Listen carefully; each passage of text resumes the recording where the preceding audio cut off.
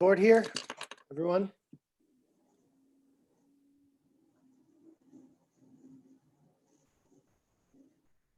Looks like we have at least a quorum. I don't see Ryan on there. Is he on there? Oh yeah, Ryan's there. And Helen's there. Okay. All right, it is Tuesday, October 27th, 2020 at 7 p.m. And I call this meeting of the Wellfleet Select Board to order. First on the agenda is announcements, open session, and public comments.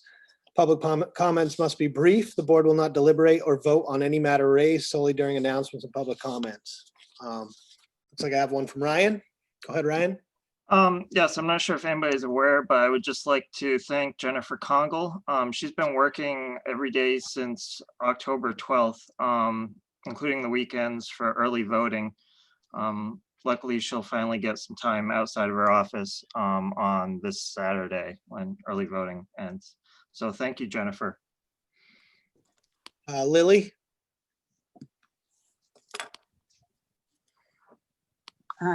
Thank you, Mr. Chair. I appreciate the opportunity to speak as Assembly Delegate for the town of Wellfleet. The Assembly is the legislative branch of county government. And last week, one of the select board members, Ryan Curley, spoke to me about doing something at the assembly level to support the shellfishers in our town so that they could sell direct to consumers. In discussing this with him, I decided that probably the most appropriate approach is to write a resolution with a letter to the governor. And I was able to work with the extension service on this as well, and with Ryan's support and template letters. And I was also able to have it co-sponsored by other delegates, which are representing each one of the regions in Barnstable County, as well as it's bipartisan, and one of the co-sponsors is a select board member. I filed it at the assembly last week on Wednesday, and next Wednesday, I've confirmed with the speaker, it should be on the agenda for discussion and potential vote. So I urge people, if you are interested, to log on to the assembly meeting and to follow the meeting, to speak at the meeting if you're able to write letters to all of the assembly members if you feel so moved. And I extend that invitation to the select board members individually and the town as well. And I don't know if you can see this or not, but it's Janice O'Connell is the county clerk. That's who the email should go to, joconnell@barnstablecounty.org. If you'd like to speak at the meeting, it probably is wise to ask to email Janice and tell her that you'd like to speak. And where you speak at the assembly is very different than the select board meetings. You speak before the assembly convenes. That is the agenda item is communications from members of the public. That is the appropriate time to speak. And I thank you all for your time, and I'll stay on and enjoy your meeting. Thank you. Thanks, Lily. Hey, Ryan, did you have do you know if what the deadline is for dropping it off your mail-in vote to the drop box in front of town? No, I do not. Up till election day? Does anyone know that answer? Courtney's trying.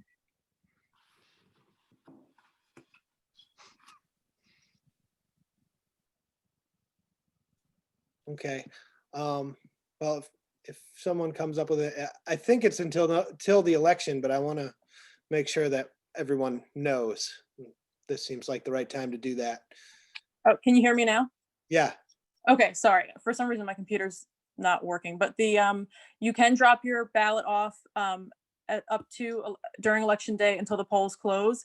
And because of the incident in Boston over the weekend, the ballot box will be moved from town hall parking lot to the vestibule at the police station, where it can be monitored 24 hours a day it's accessible, and there's security. So starting tomorrow morning, that box will be moved and you should drop your ballots off at the police station at that drop box.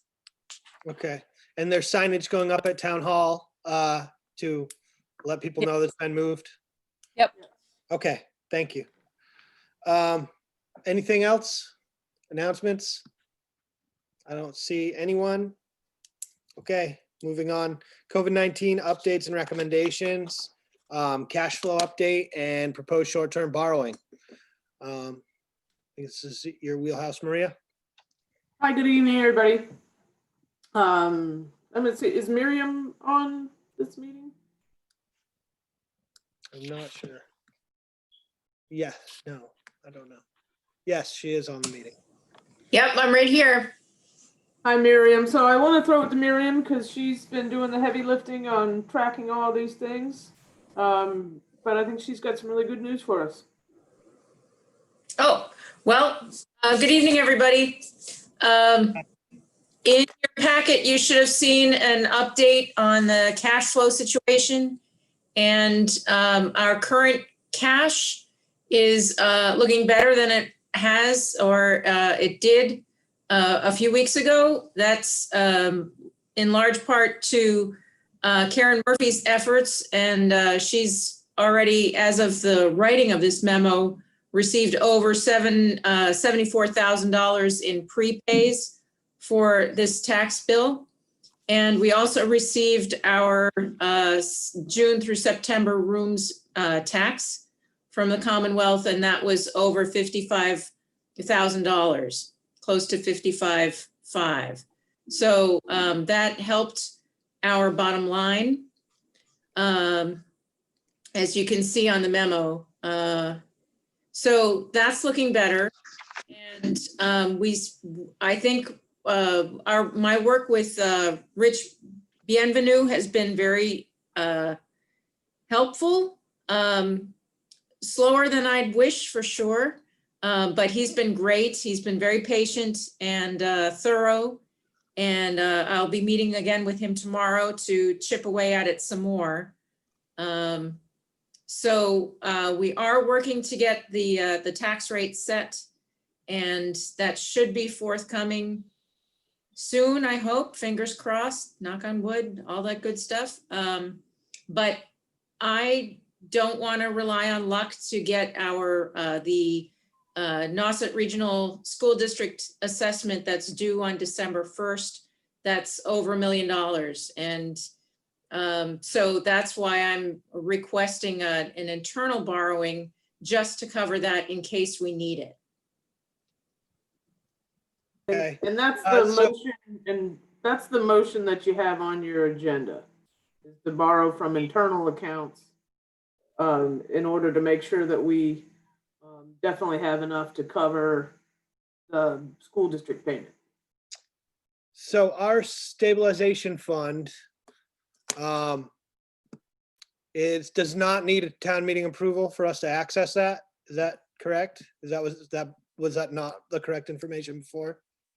That's my Correct. understanding, that according to Rich Bienvenu, that can be accessed as long as by the end of the year, it's back where it is, or it should be. So again, I suppose you can consider it cash on hand, although It has to be returned to the account when the funds are available. absolutely. Yeah, and that would be true for any account that we would borrow from internally. Sure, I'm- okay. As soon as the tax revenue starts coming in, I would backfill whatever borrowing I did. Okay. So And frankly, this has been done by treasurers past, both Rosemary Moriarty and Don Rickman. I'm just trying to be transparent, and not that they weren't being transparent, but I understand that this is standard practice. And I just happen to be asking for approval rather than just doing it on my own, which I suppose, is definitely not unheard of. It's done by treasurers all over. Okay, yeah, I was surprised when I had heard that we were not able to access that funding without a town meeting vote, so I'm glad that that's not the case. So I'm just not want- sure that the accounts that we're looking to borrow from are necessarily the stabilization fund. Right. Oh, Yeah, okay. yeah, this isn't the stabilization fund. It's other funds that have funds that are dedicated for other things, and we would be borrowing from those funds temporarily and then putting the money back. Correct. Okay. Sorry, I'm just reading this memo here, and it says total cash on hand, then it says stabilization account balance, so I was just assuming that Right. was part Yeah, of. I can see where that might be confusing. I took the memo, my previous memo, and I updated the numbers. So I didn't, you had asked about the stabilization fund previously, and so I just left it there, but I Okay, brought the numbers up to date. okay, I just had one other thing I wanted to point out. You had just a slip of the tongue when you were saying the amount of the rooms tax. You had said 55,000 is correct, that it's $554,783, not Right. 54,000. Yes. Just for the people watching at home who don't have the packet in front of them. And Sorry. that was the rooms tax for short-term rentals from the months of June through September, not including October. Right? Correct. Correct. Yes. Okay. Anyone else have anything? Yes, Helen? yeah, hi, couple things. Hey, Helen? So, to tag on to what Maria said and to tag on to a brief question to Miriam this afternoon. Do I understand that some of this money for this internal borrowing is going to come from the rooms tax? Where else is it going to come from? And I may have a follow-up question. Well, I'm going to use, given your approval, I'm going to tap any account with cash on hand. Okay, but Miriam and I had a brief exchange this afternoon about the thought of taking it from the CPA Act money fund. And my query about that was, my understanding is that money can only be used for very specific categories. And I'm not sure you can just go into that and use it for whatever bills need to be paid in general. So that was one thing, but internal borrowing, that's a lot of money for internal borrowing if we have to make $1,021,395. And is this really possible, or should we be trying to take out a short-term, a shortfall loan, given that we may not qualify according to the DOR? Are we going to be able to do this? In other words, are we going to be meeting again on this in 2 weeks in a much more kind of time-sensitive and panicked fashion? Are people going to get their salaries paid? That's what I'm thinking about.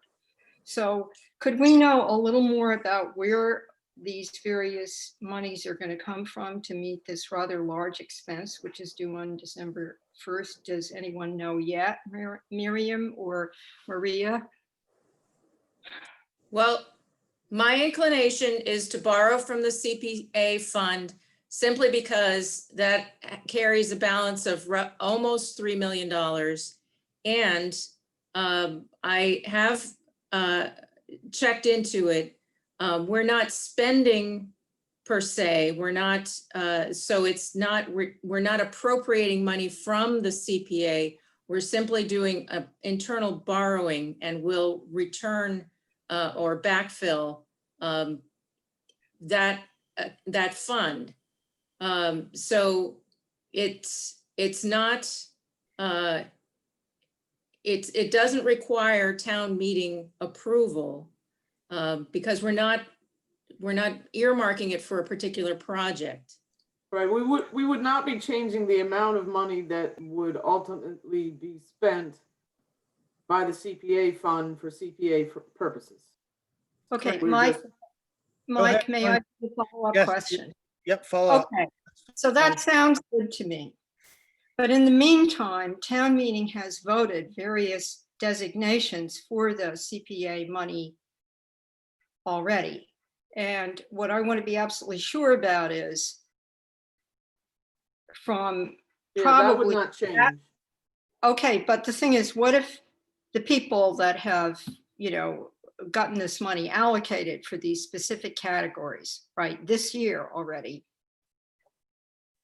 aren't able to access these funds in terms of how much money is in there? It sounds like it might be fine. It sounds like if they got everything they wanted that was just approved at town meeting, there would still be money left over.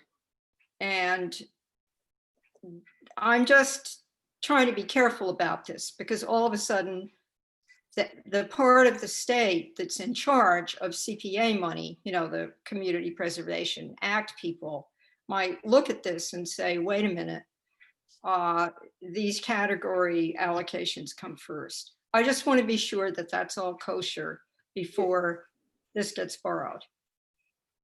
Thank you. You're perfectly right to, be asking those questions, but it's more of a shell game, and as the money comes back, it gets put back in. So nothing changes for the appropriation. It's more a note in the ledger that the money was taken from one fund and then put back in the same fund. So everything that was appropriated and dedicated to that fund, the amounts that were to be used for that purpose will not change. Okay, Sure, and but there'll be enough time. sorry to jump in. So I understand that, but is there going to be a time period where money may need to be allocated, but those funds aren't in that account temporarily? I think that's what Helen's getting at. Is there a potential? How do we stop that from happening? Say there's a large project and we've taken too much money and borrowed internally from that, and we don't have the funds to replenish that as needed if someone were to need to access that account in the short term. Do we know what projects are coming from CPA that have funding allocated to them that they need to spend in the short term? Do we have any idea about that? And can we ensure that that money won't get in the way? I mean, that money won't be temporarily displaced when it's needed to be accessed to pay a contractor or to furnish money to a project. I mean, do we know? I don't have that information, but I am aware of the movement of, or the bank activity of all of the accounts, and there are other accounts that I can tap into. Sure. So I don't foresee it as a problem, but I don't have that information, that specific information.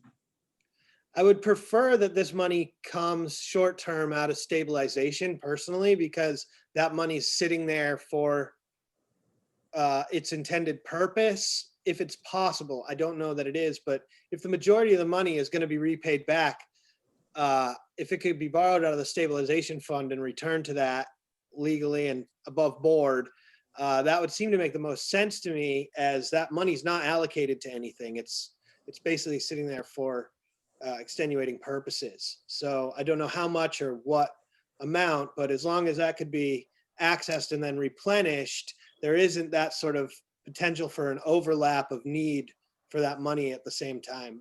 That's all I'm suggesting. But you know, I've had several back and forths about whether that money can be accessed that way or not. So I guess I'm still a little unclear, but if it could be accessed, I would think that that would be the account to sort of move stuff out of, where you don't have the potential for,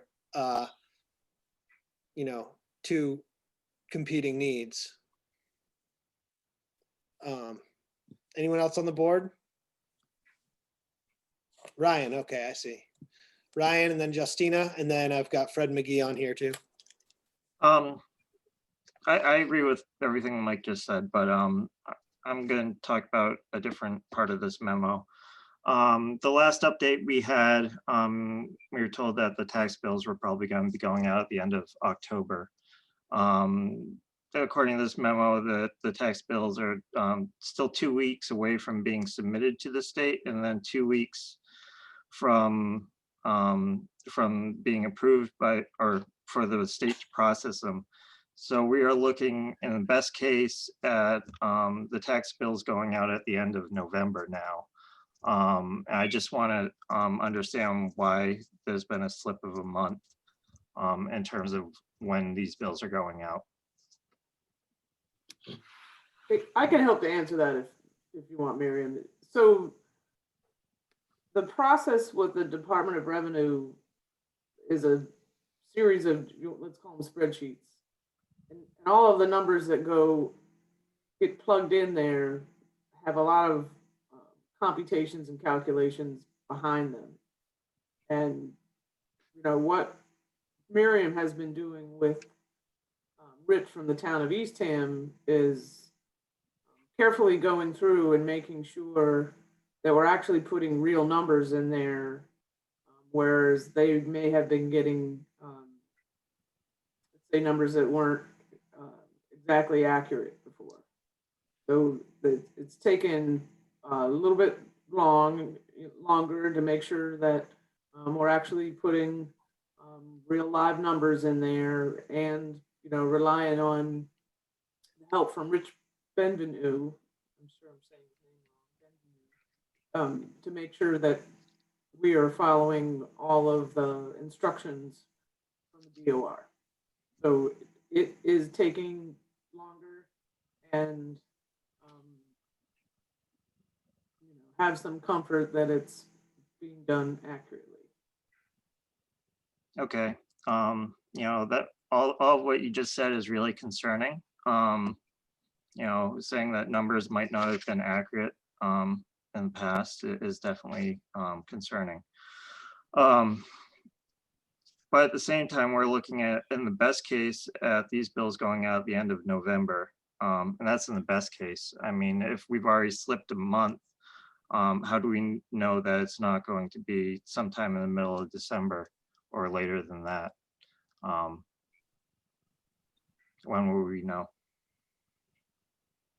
Miriam, you want to talk about that? I'm meeting with Rich again tomorrow.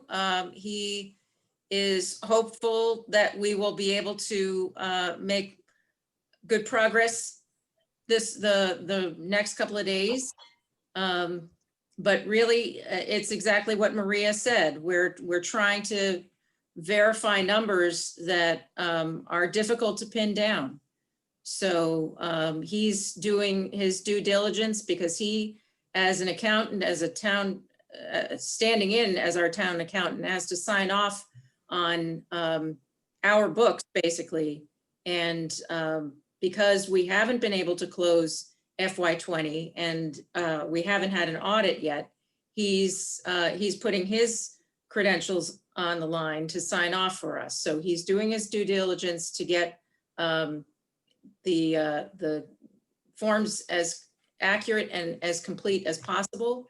And he is in contact with the DOR regularly on our behalf.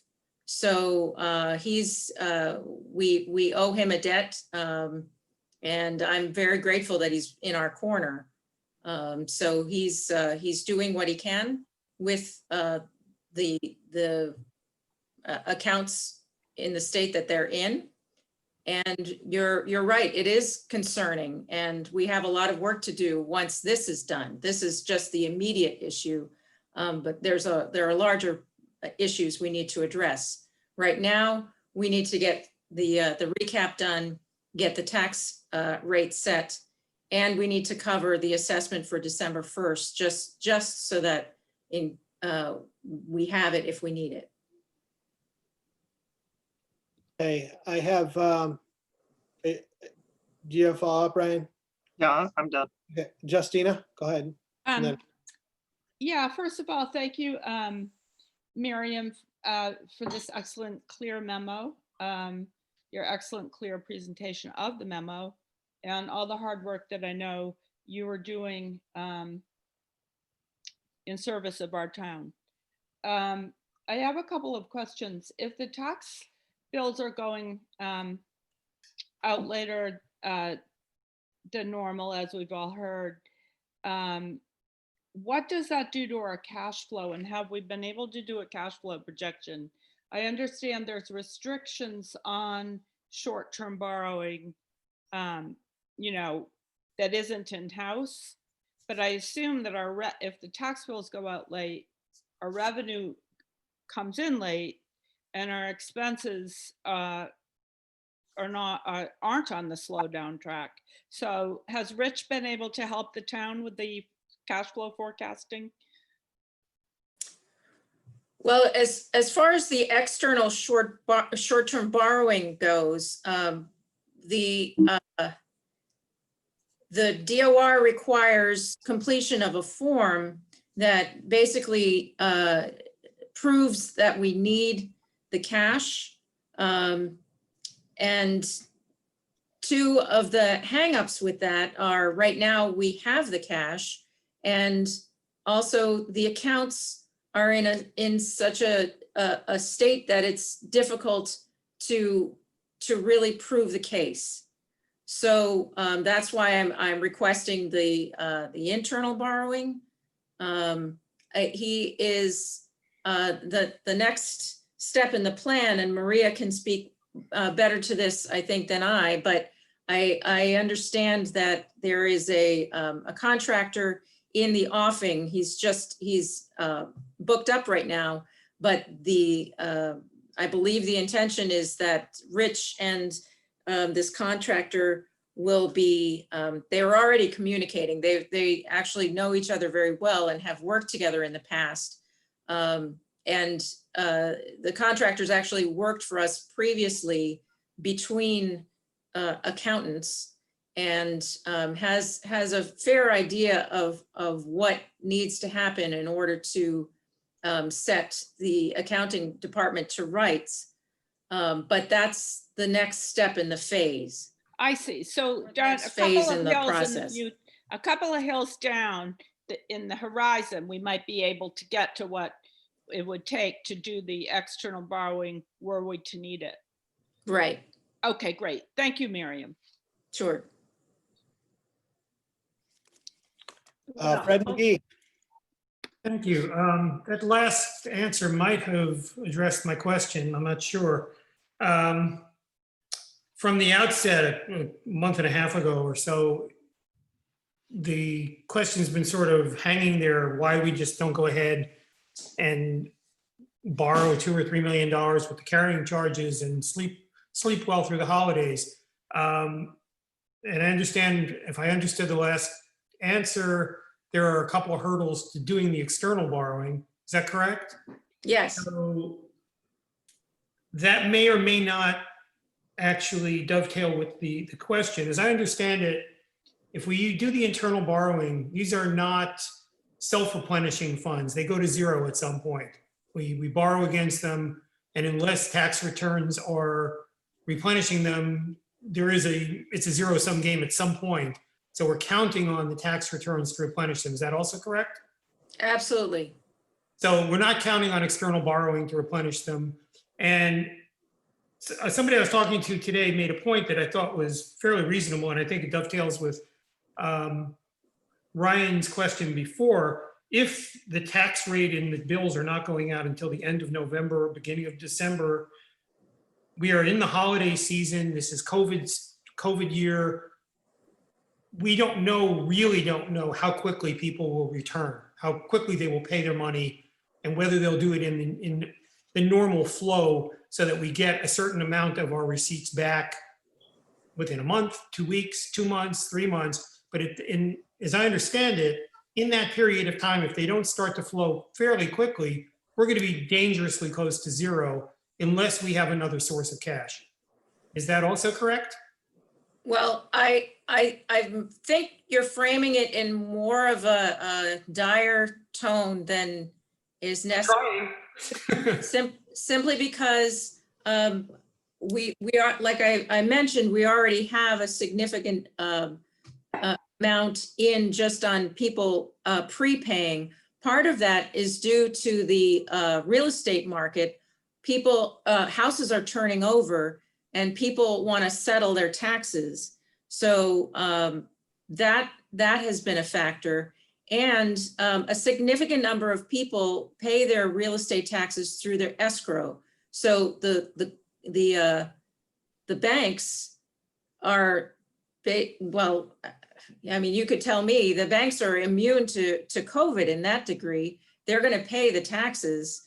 And so I think we certainly have a buffer there. Okay, so you're saying basically that once the tax bills go out in relatively short order, the banks will free up the money that has been set aside in escrow? Yes. Okay. Thanks. Helen and then Ryan. Yeah, so here in this wonderful memo, and thank you, just like Justina said, it says we need, this million plus for one kind of payment for the Nauset Regional School, right? But what I don't understand is why is what we need to pay otherwise, salaries, payroll, whatever kind of normal expenses we have, where is that coming from? And what's that number, even ballpark? Because we're going to need more than $1 million plus. Right. The So $1 million where's that is the $1 million is the one piece that keeps me up at night. So that's what I'm asking for help with. I believe that with the cash we have on hand, we can cover payroll and reasonable vendor warrants. Again, I look to Maria and Mike to keep large ticket items at bay for now. But as I mentioned in my previous memo, an average payroll vendor warrant cycle runs at roughly 850,000.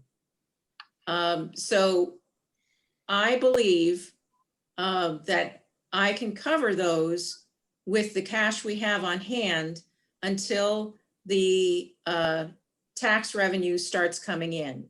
It's that $1 million assessment that I'm not convinced that we can cover. And that's why I'm asking to borrow that. Thank you. Okay, Ryan. So to partially help answer that question, Helen's requested that anytime that I go in to sign a warrant on behalf of the select board, that I send out basically a list of the expenditures, just listing the payroll and payroll and vendor warrants. The last pay cycle was 964,000. The one before that was 814. The one before that was 917, I think, or 937. So it fluctuates some, but somewhere around what Miriam said as the average number seems about right. So with cash on hand, we have approximately probably 4 pay cycles before we expend all the cash on hand, which is eight weeks, so 2 months essentially. I want to go to a few things that have been said so far. If the accounts of the town are in such a state where there are larger issues, we really need to be addressing them, and the select board should be informed. We shouldn't be having a meeting like this where we're all of a sudden saying, well, the accounts are in such a mess that, we can't send out the tax bills. And we don't even know how much of a mess they are. And if there is something that we really do need to start addressing soon. We should have been informed of this a while ago. I raised the same questions when the previous town accountant was released. If there were larger issues that we needed to know then, and now, 2 months later, now we're finding out there's larger issues and we're only being informed now. Thank you.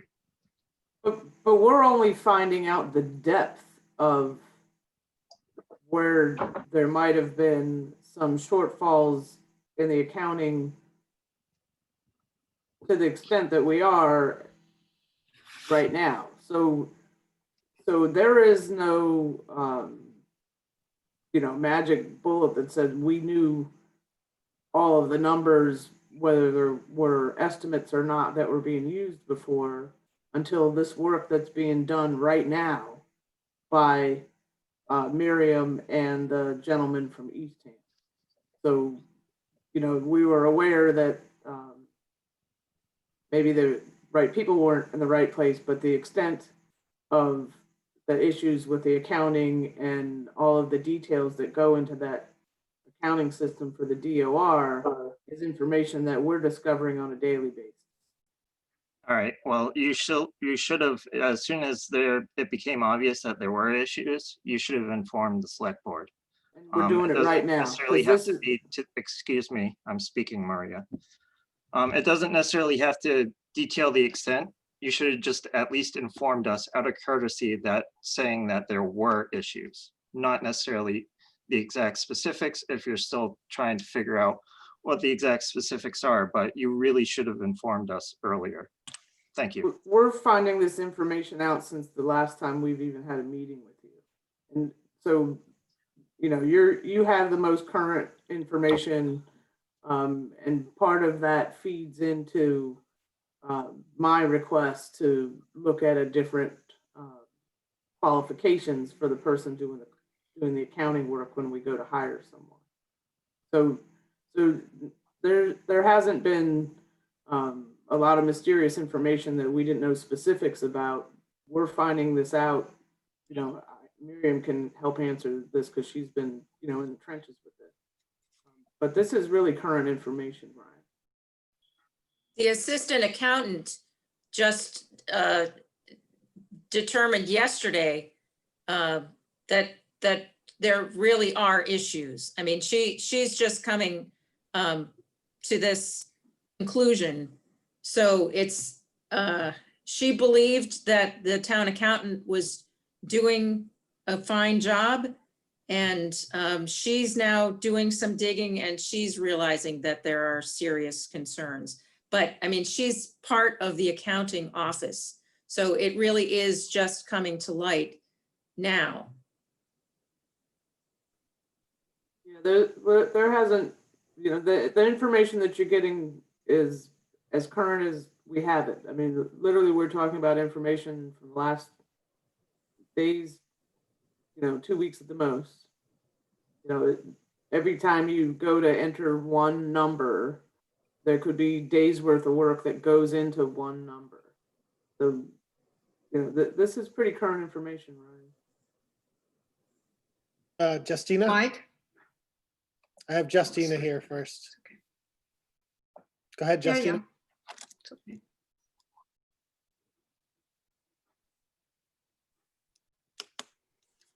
Justina's muted.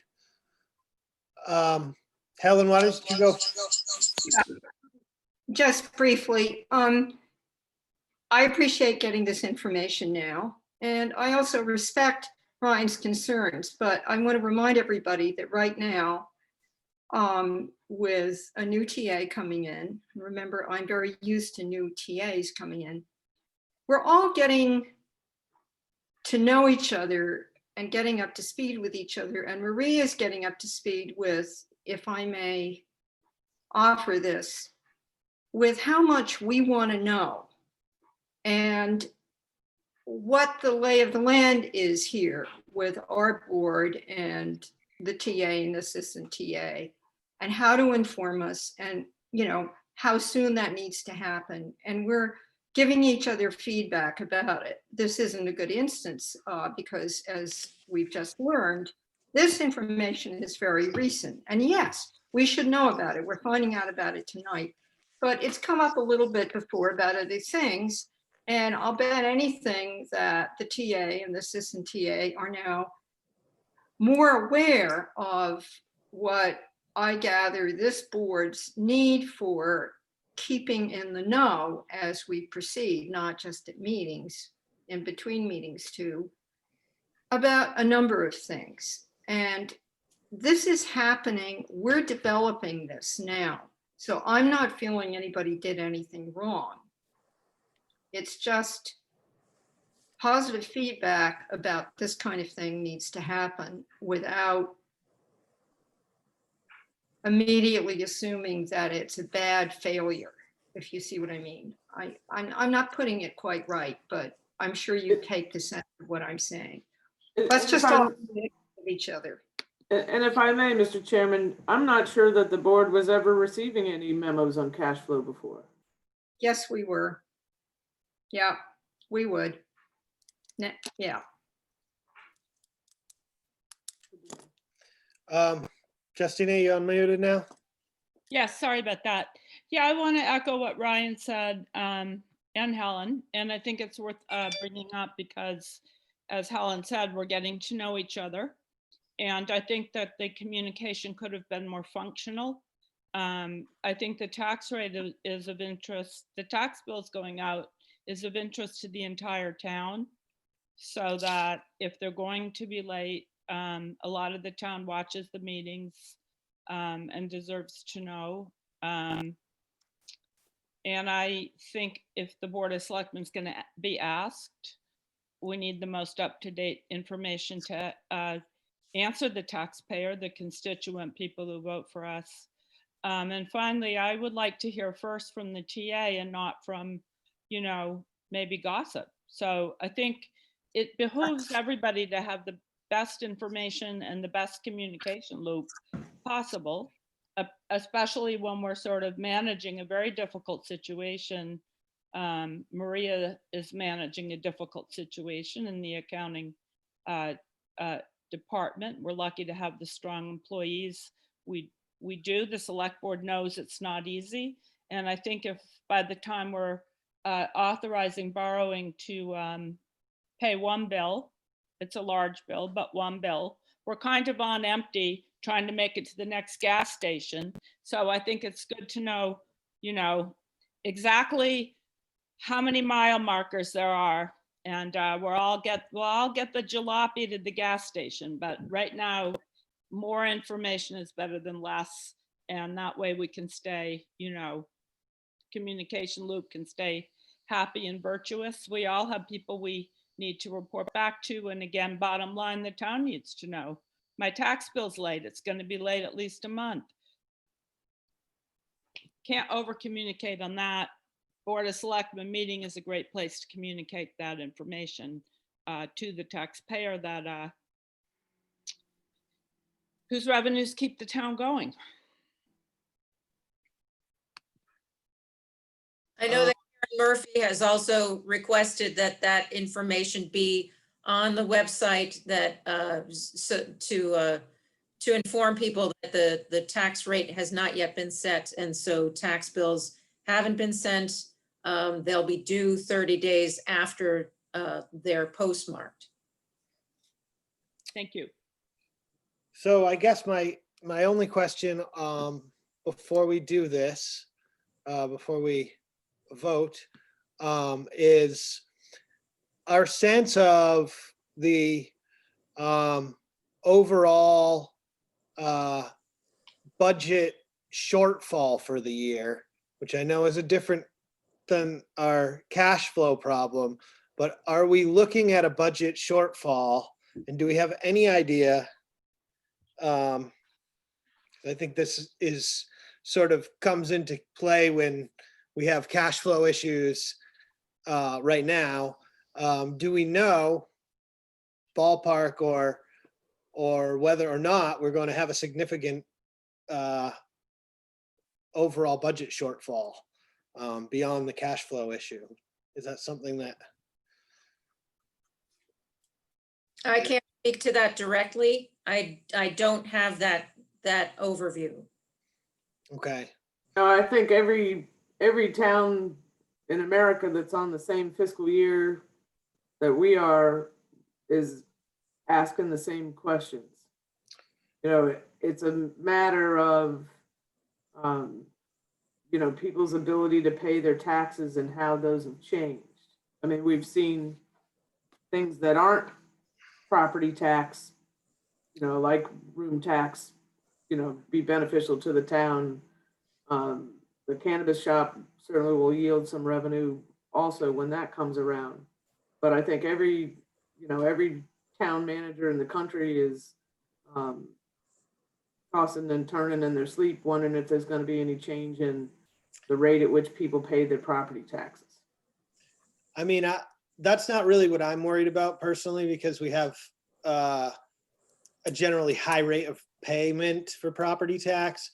I guess I'm wondering on the expenditure side, you know, where we should have some idea of expenditures above and beyond what we normally spend. And so obviously, you know, we're not at that point right now, but I'd like to get that information when we know some more about it, because Yeah, I mean, we need to be sort of projecting basically what we think we're going to get in tax revenue.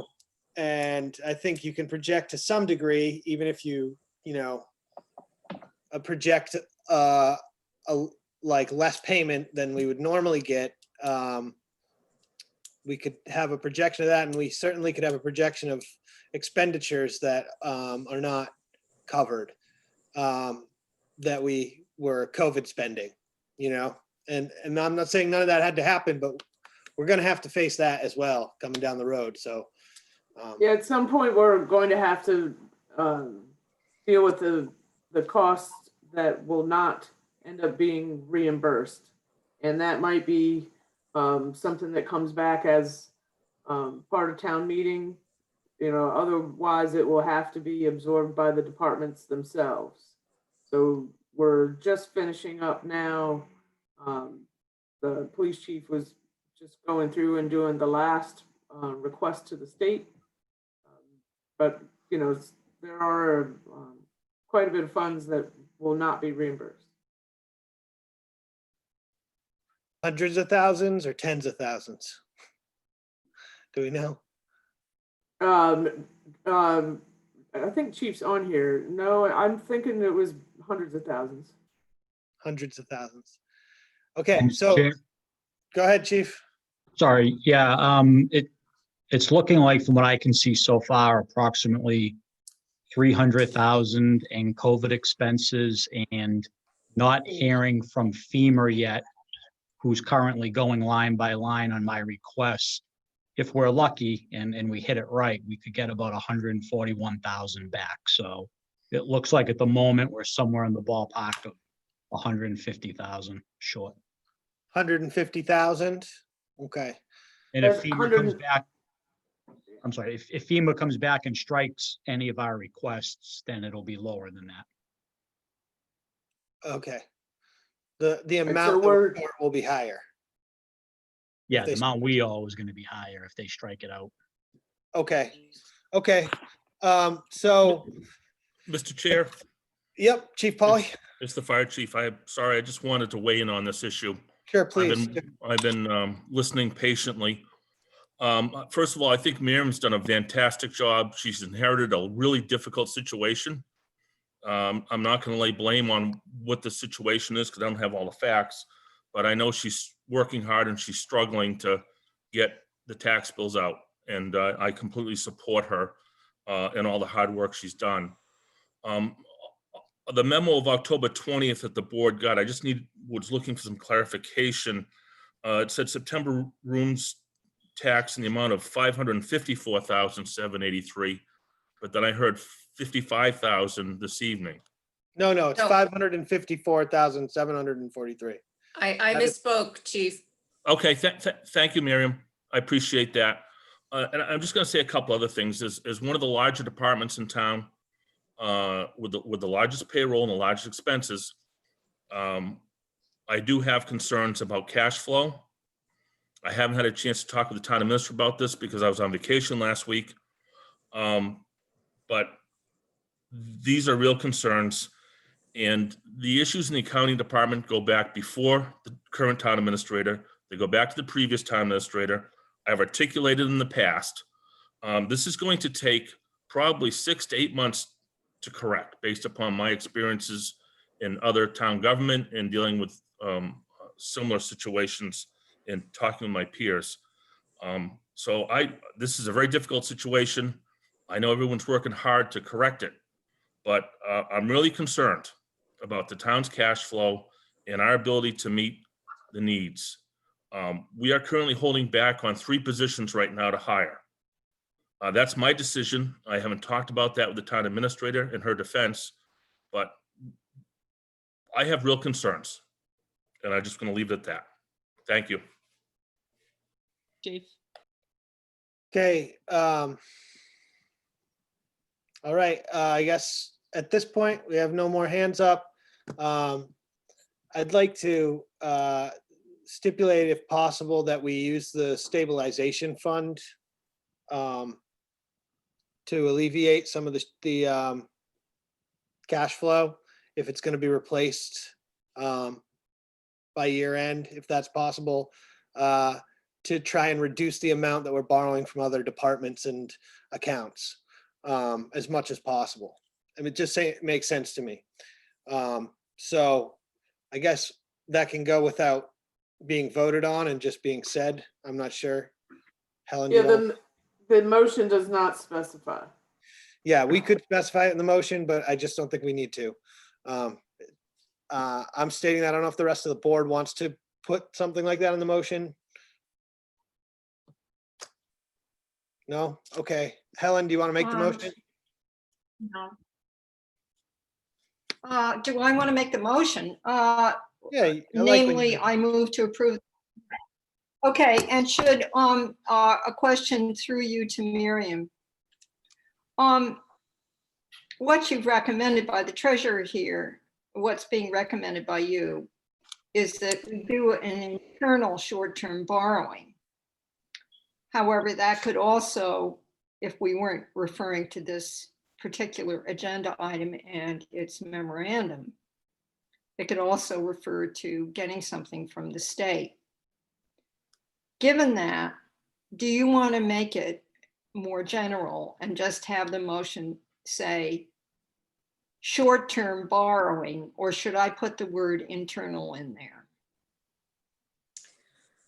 Well, Mayor. if you went to do external borrowing, a short-term note, I would need to, I think Come we back. need to rephrase the motion.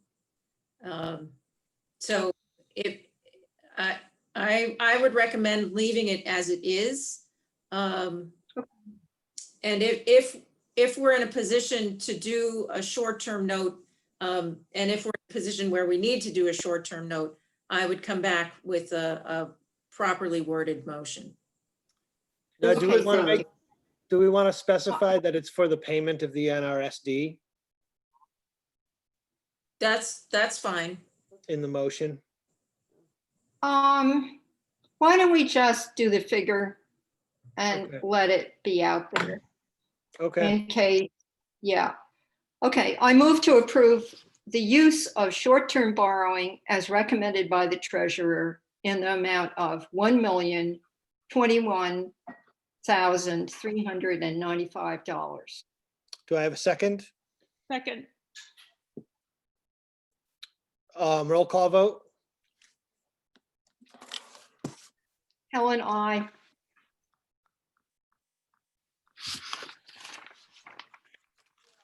Justina, I. Hey, everybody. Brian, I. Michael, aye. Janet hasn't voted. Is Janet? Where's Janet? There's Janet. Janet, you there?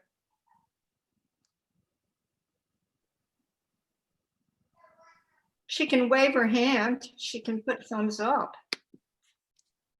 Janet? I don't see her video. Oh, there, I see Janet's It looks video. like her microphone might be disconnected because think her she's unmuted, microphone's I but do. we can't hear her. Okay. Thumbs up. Janet, thumbs would you up. like to call into the meeting? Can't hear you. Janet, if you're there, just put a thumbs up if you want to vote yes. I think she's voting yes. Okay. All right, Janet is aye. Michael, aye. Okay, motion carries 5-0. Thank and you. Thank you, on the next- Miriam. Janet, if you Thank could you. call into the meeting with your phone, so we have your audio, if you can't fix it, that'd be great. Okay. Next on the agenda, return to work plan. So, I made an amendment, a couple amendments to this, and also Helen made a couple that we have in our email. Helen, why don't you just address your final amendments here if you want? Okay, Like I piggyback. have to, hold on. Yeah, Courtney, could you screen share that? Could you screen share the document that has both the blue and red amendments in it? Is that possible? Yes, I can. Thank, Just give me a second. great.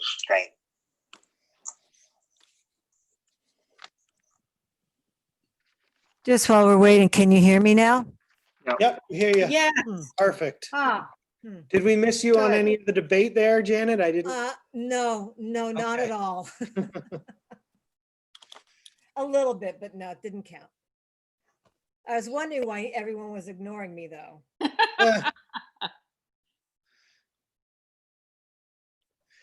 Yeah, it didn't say you were muted, so I didn't realize.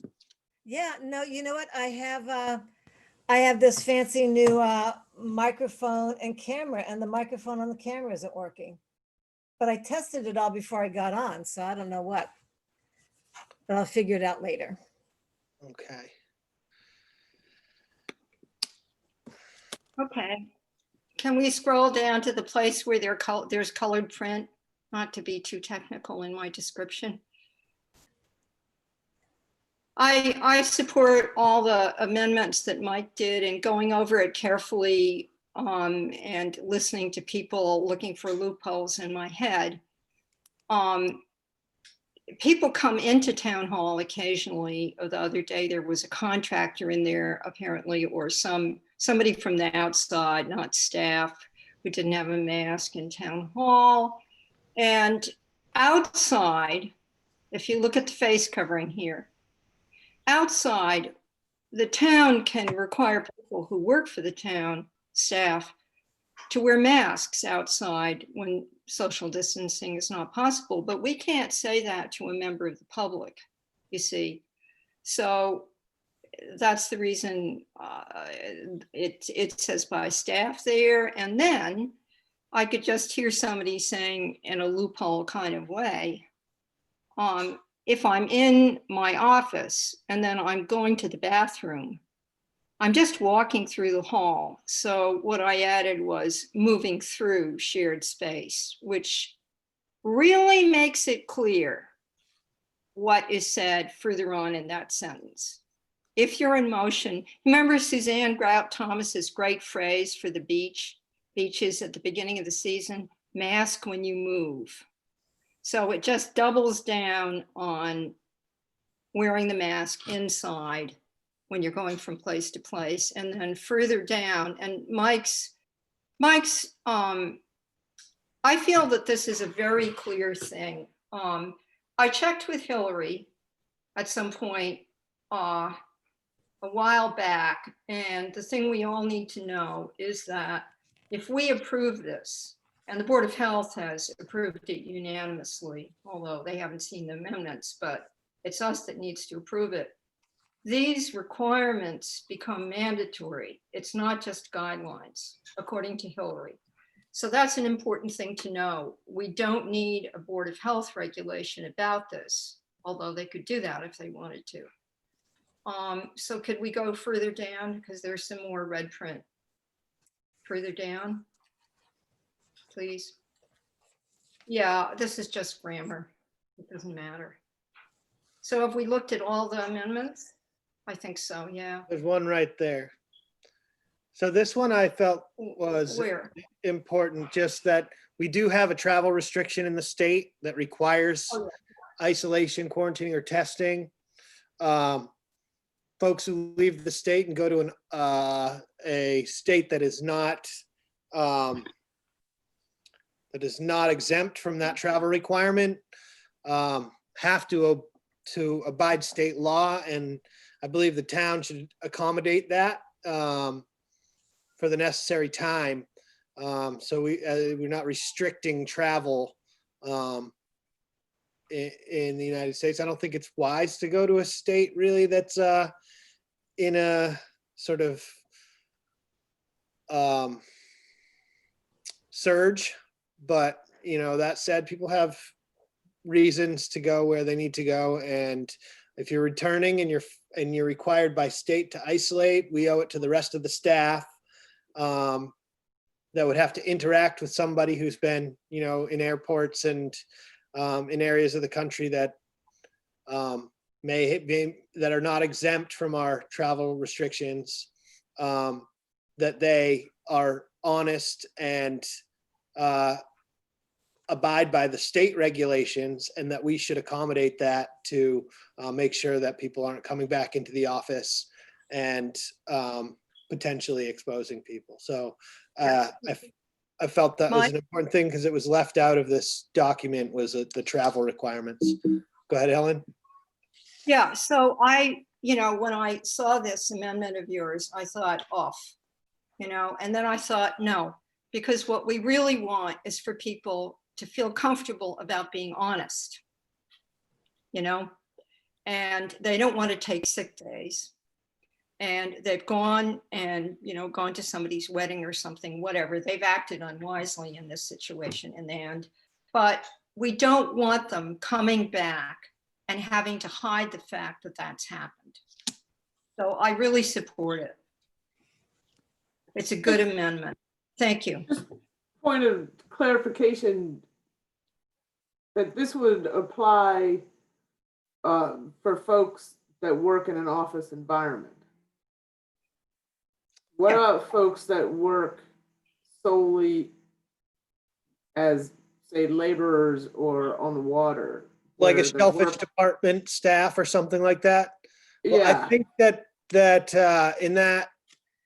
in that situation, I think if the department could accommodate like an outdoor job or remote work, the thing is that you're required by the state to isolate. You don't have to look at the language, but Yeah, because we've had at least one scenario where I can think of where, well, we've got two. One that did, whose responsibilities are in the office, and certainly there's an option to quarantine if you can't, you need to get tested. But we also have one who is someone who is more of a laborer by nature, and there isn't obvious work from home options that person can do. So that might beg maybe some adjustments in the language. That person in that instance took sick time. right. Yeah. Because he Mike? took the choice, he had the choice of either being tested and getting the test results within 3 days, or quarantining and being on sick leave for 2 weeks. Yeah, can I address that, please? So yeah, it's right on what Maria said. Okay? Mhm. Mike? Go ahead. Yeah. Thank you. So Maria, I get your point. And when I read through that, I thought about that. But a couple things. Every department, even the shellfish department, small department, but they have a small office. They all have offices. And the language here says, shall accommodate remote work for the necessary duration. So let's say you're doing 3/4 of your day, depending on how many tides there are, out on the flats and so forth. You don't have to do the office work that might come with it back in the office. You'd work it out with your department head. And I thought that accommodate was a very good way to do it. In other words, it doesn't say this has got to happen in one certain way. It says accommodations are going to be made for you to work remotely if you have to. Because if you're out on the flats doing inspections with a mask on, socially distancing, doing whatever you need to do, right? You don't have to be working remotely from home. That's my point. In other words, Makes sense. it accommodate gives it a little breathability. But I'm Yeah. glad that you brought that up. That's why I chose that word, was for that specific instance with the shellfish department, because I had heard that something was going on like that. And so accommodate remote work, like if there's gear work that needs to be done, that could be done remotely. If there's, that means in not interaction with the public. And, it would be up to the department head in that instance, what's acceptable. I mean, I would be hesitant to put an enforcement agent who's got a quarantine out interfacing with the public, doing enforcement, but there are other things that you could do. If you're in the DPW, I'm sure there's ways to accommodate some of the work that needs to be done for DPW that doesn't involve interacting with other workers or in the public. It could be accommodated. That's why I chose that word. I thought about it for a long time, went through a bunch of variations of it, and I thought that was a reasonable way to word it that gave some flexibility to what it meant to remote work. Obviously, not everybody, it doesn't mean, using a computer for everyone. So I know if I had employees on my farm that needed to work remotely, I would probably drop off a bunch of gear, or they could come to the gear yard, work on that gear, stay away from everyone, do their thing, still stay on the clock. And, it's up to department heads how they would regulate that. I've got Nancy and Justina. I'm going to call on Justina first. She's on the board, and then go to Nancy Shveta. Why doesn't Nancy go first? Because I bet she has something to add to what's being talked about. Okay, and go ahead, Nancy. Hi. So I think the important thing is that we're following the state guidelines, and right now employees are being made to take sick time. So I do not feel comfortable as a department head asking somebody to work when they're being required to take sick time. So I think we need to take that into consideration as, what are we asking people to do? And I just don't know about that. I also, I don't think that it's up to the town to say that somebody can go and work outside when they're supposed to, per state regulations, be quarantining. Well, so that's why I use the word accommodate and remote work. Yes, So I get that. Yeah. The thing is, you could take sick time if you chose to. No, that is the way, right now, that is the choice. So with this policy, that needs to be defined, what is being required. Because right now, the choice is get a test, Or take sick leave. patient time, or take sick time. Sick time with a doctor's note. Yeah. So this was to sort of say that, you have to abide by these. So if you're taking sick time, you would not be doing remote work. If you're doing remote work, you would be getting It's one or paid the other. Yeah. sick time. The point of this is so that the town shall give you the option, shall accommodate remote work.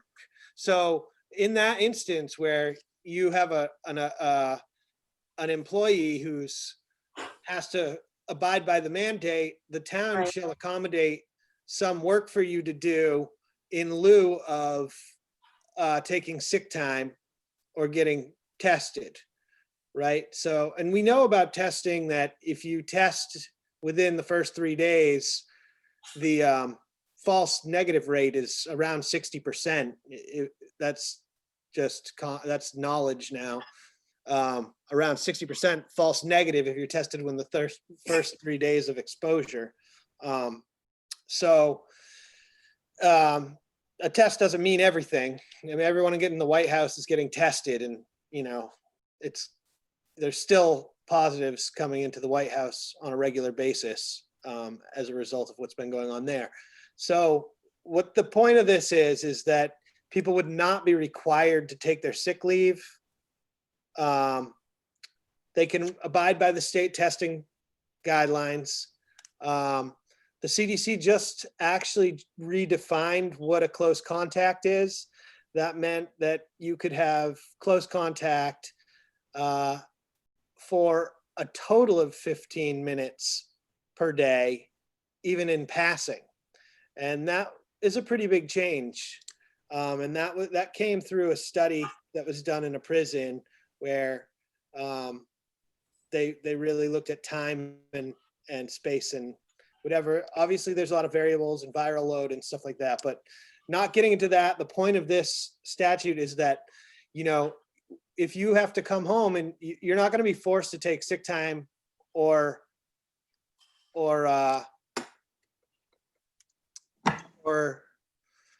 vacation time, Personal days. the town shall accommodate some remote work for you if you don't want to do that. And if there's some available. Yeah, so we should probably say when possible at the end of that, I guess. But I That would feel make like, sense. is it, Or at the discretion of the department head, if available. at the discretion? When of- possible. I'd be okay with at the discretion of the department head. Mr. Chair, Yes, not Chief, to interrupt again, but it's the fire chief. please. So we've addressed this within my department and with the previous town administrator.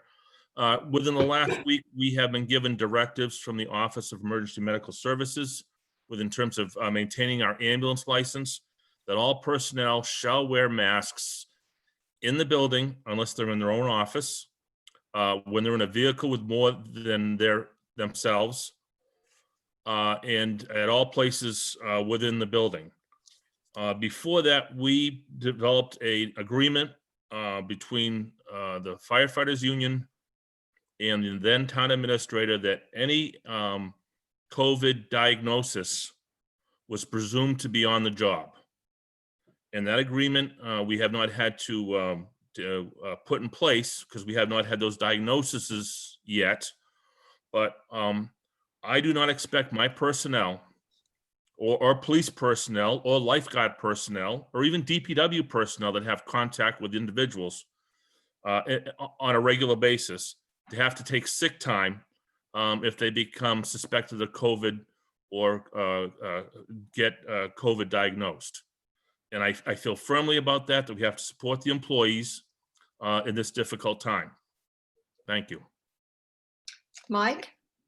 Yes. Helen. Yeah, so here's the thing. We're talking about two different COVID-related situations. One is you might have it. And it depends, as Mike said, there are variables, but it can be longer than 3 days before you test positive, even if you have it. You can wait, you can only get a significant viral load that would test positive after 3 days. It depends on the individual and what they've been exposed to, their different strains. Anyway, here's the thing, two different situations. One is you're actually sick. You're sick. You've got a fever. The symptoms have manifested themselves. The other is you might be sick.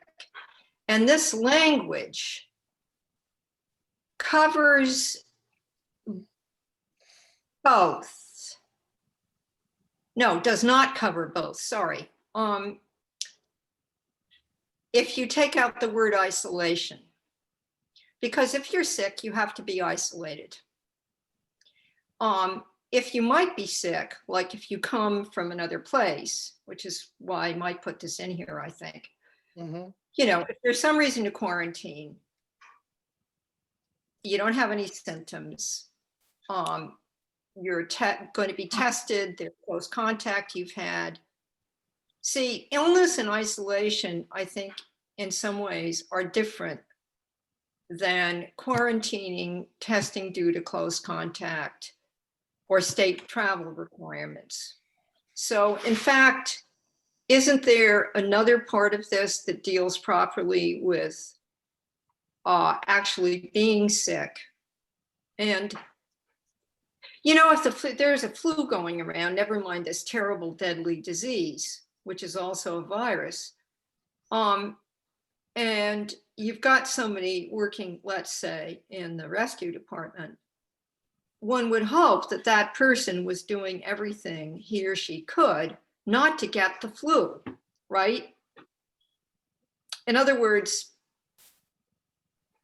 this encourages people not to have magic thinking about what they can do off duty. It says, be careful, don't get sick. You might have to use sick days on this, just as you would with any other disease that was going around.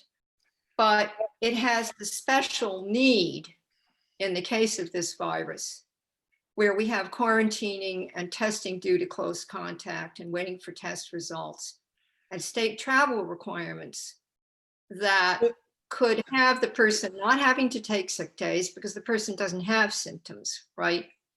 Yeah, Helen, I just to interject here, the point of this is that this is a different situation from any other illness. We have state regulations, requirements, we've got quarantining, we've got COVID testing.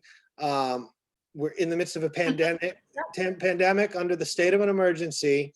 And basically, the way I feel about it is if somebody has to do any of these things for any of these reasons due to COVID-19, that the town shall accommodate remote work, whether they have it or not, can come up with something. I just think that people should not be forced to take their sick days or vacation days during this pandemic because of the requirements. And furthermore, what it could do is end up with people who shouldn't be returning to work in person, person to work because the incentive of being asymptomatic, which is something that is very common with this virus, the potential of being asymptomatic and going, I'm not sick, so I'm not going to follow the rules. Nobody has to know. I can come into work. And we see it happening all over the country. This virus is spreading for no reason. It's pandemic fatigue. There's all sorts of things going on. It's become politicized. And really, the essence of this one particular thing I would like to leave open like this and basically believe that the town should accommodate remote work under those circumstances. Now, I don't really think that, you know, under these circumstances, we should be like using up people's vacation and sick time. It's difficult enough to work through these times and the stress and anxiety that people have who may be immune compromised or live with people who are immunocompromised, have contacts with family members that are elderly. All those things come into your stress level as an employee when you enter the workplace about the other people that you could wind up infecting. And it all depends on other people making the right decision. And that's where this becomes a serious issue, where you're depending on other people's hygiene and decision-making to impact your own life. And so I think we should probably just leave this alone. The department heads are going to have to make those determinations of how to do what to do. But I believe saying that they shall accommodate it is good enough. That's how I feel about it. Justina, you've had your hand up for a while. That's okay. Yeah, I agree with you. This is a public health emergency, and this is a public health guideline, and it's good public health policy to encourage people to behave in ways that help public health of the whole community, not just themselves. So if you make people take a vacation or a sick day, is that going to help them make the right choice, or is it going to hinder it? So that's why I think Mike's right, and the language he used is correct. I wanted to thank both Mike's revisions and Helen's revisions, and I wanted to say a couple of things about mask wearing. We all know how important it is, and I will say we wear our masks for others, so it isn't an individual decision. It's a decision of courtesy towards others. It doesn't help our health to block out other people's breath. It's our own breath we're keeping from going out. So I do hope I'll see more masks in town hall. Maria, I hope you'll lead the way as town administrator. I hope that you will lead our town. We are a mask wearing town. I'm glad now everybody in the hall will be wearing them, and in the conference rooms, they'll be required. I do have a question about employees being alone in their office. If a citizen comes in the doorway, I think, again, it's good mask wearing etiquette for the employee to put their mask on while they're talking to that citizen. We will have elderly citizens, citizens who are afraid, citizens who are immunocompromised, citizens who are terrified by this pandemic. It doesn't take much to put one of those little things on our face, you know, for the duration of a correspondence, of a conversation. So I'm happy we're changing the mask, tightening up mask wearing, and I hope to see a lot of leadership from town hall on that. Courtney, can you scroll back up to the previous ones as well? Right here. So on here, it says face coverings shall be worn for the duration of any indoor meeting between 2 or more individuals. So I think that covers what you were just Well, talking about. sometimes somebody will be in their office working, as they should be able to. One of those things on your face all day long is a nightmare, and then somebody else is in the doorway. You know, if you have a protracted or loud conversation, out goes the breath, and it would be, in my opinion, nobody has to agree, you know, just like you use a Kleenex if you sneeze, pull out the drawer, put on the mask while the citizen is in the doorway, and then take it off when the citizen ambles on. It's just courtesy. It's a suggestion of mine. I'm not asking. Yeah. Mike, can I say one? Go ahead, Helen. By the way, Mike? Yeah, so our exchange where I was getting granular about, Mike, your accommodating paragraph, right? Mm-hmm. I agree with you and Justina. This is a special case. But I wanted to clarify that, and I support it because that's what I said in the beginning and I meant it. But I wanted to clarify that unlike, let's say, if you get appendicitis, right, or some other serious illness and you might be in the hospital, you're really sick and there is a recuperation time, that this is going to be different than anything else because of its special set of circumstances. And that exchange we just had clarified that, okay? That was part of my point. I also wanted to hear what other people said about it. Okay. Sure. This is different. I agree with you. I have Fred McGee, and I thought I saw Janet's hand up, and we haven't heard from Janet. I'm starting to miss her. Yeah, too much talking going on. I mean, I'll point out that the whole, under face coverings, it says a face covering, where, I just had it on and I decided not to say it. These areas of it. You know, I mean, so in other words, we could nitpick this for until forever. That says you do not need to wear your face covering when alone in your office space. So that contradicts what Justina would like. And then in the first sentence, when social distancing is not possible. So there's a bit of common sense and courtesy that if you're alone in your office, this says you don't have to wear it because you are socially distanced. And even if you are in somebody's office, and I think town hall is pretty tricky because they're all small rooms. But you have to then take out when socially distancing is not possible if you all want everyone to wear a face mask all the time. So again, this is a pretty darn good policy, and I think we can say yes to it and move on, because there is going to be common sense and common decency when you're working and you're in a space. So you sure you wanted me to talk?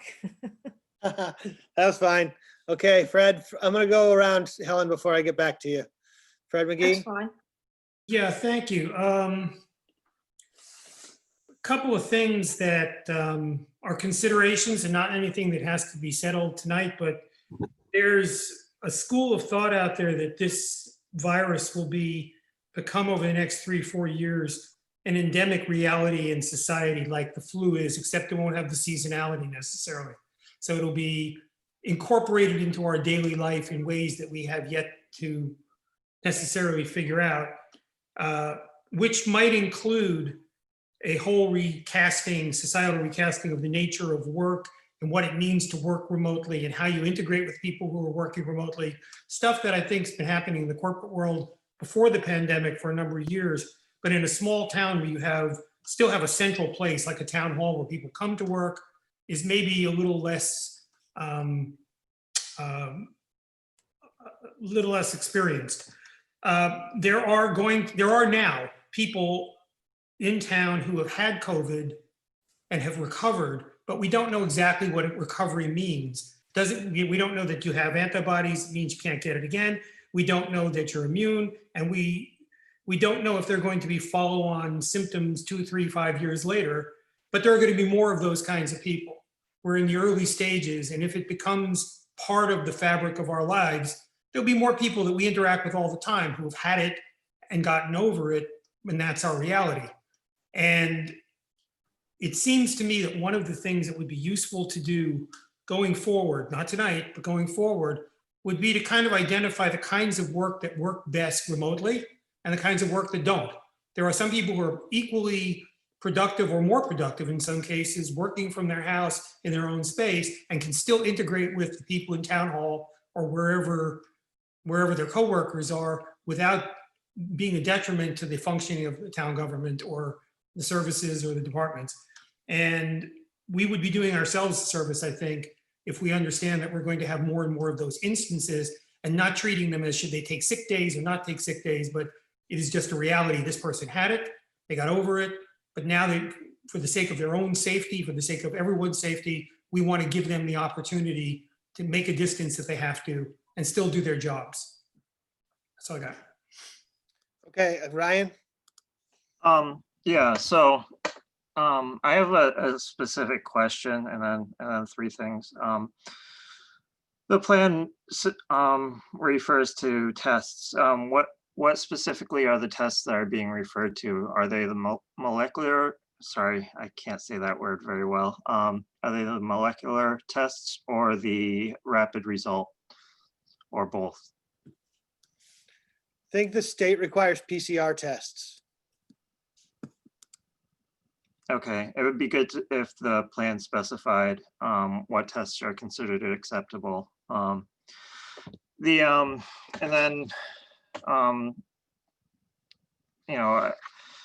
I would say that because town hall is open by appointment, most people know when, with some exceptions, obviously, but most people know when, most town staff knows when somebody will be coming into their office space to meet with them. And I think that the plan should also include having a mask on prior to the arrival of somebody, because otherwise they're just entering into a room, that's without, I don't know. I think like 15 or 20 minutes before the arrival of someone with appointment would be prudent. And then a big thing that's not included at all in this plan is disclosure and notification of the public if somebody is diagnosed that works in a town facility. These are public facilities. We really have to keep it in mind that we need to notify the public. Some people may choose not to visit town hall if they know that somebody had recently tested positive there. Or, other ones might take additional, measures to try to protect themselves. And and I don't know, we just really have to be clear to people when somebody tests when or eventually if somebody tests positive within a town facility, that the public is adequately notified so they can make the decisions that they feel most comfortable with. I don't want somebody going into town hall that feels really uncomfortable about going somewhere where somebody has tested positive, go in and then find out 2 or 3 days later that the town hall had already known that somebody had tested positive within the town staff that utilized that space. And then the last thing is I would also encourage to try to limit in-person staff meetings when and if possible.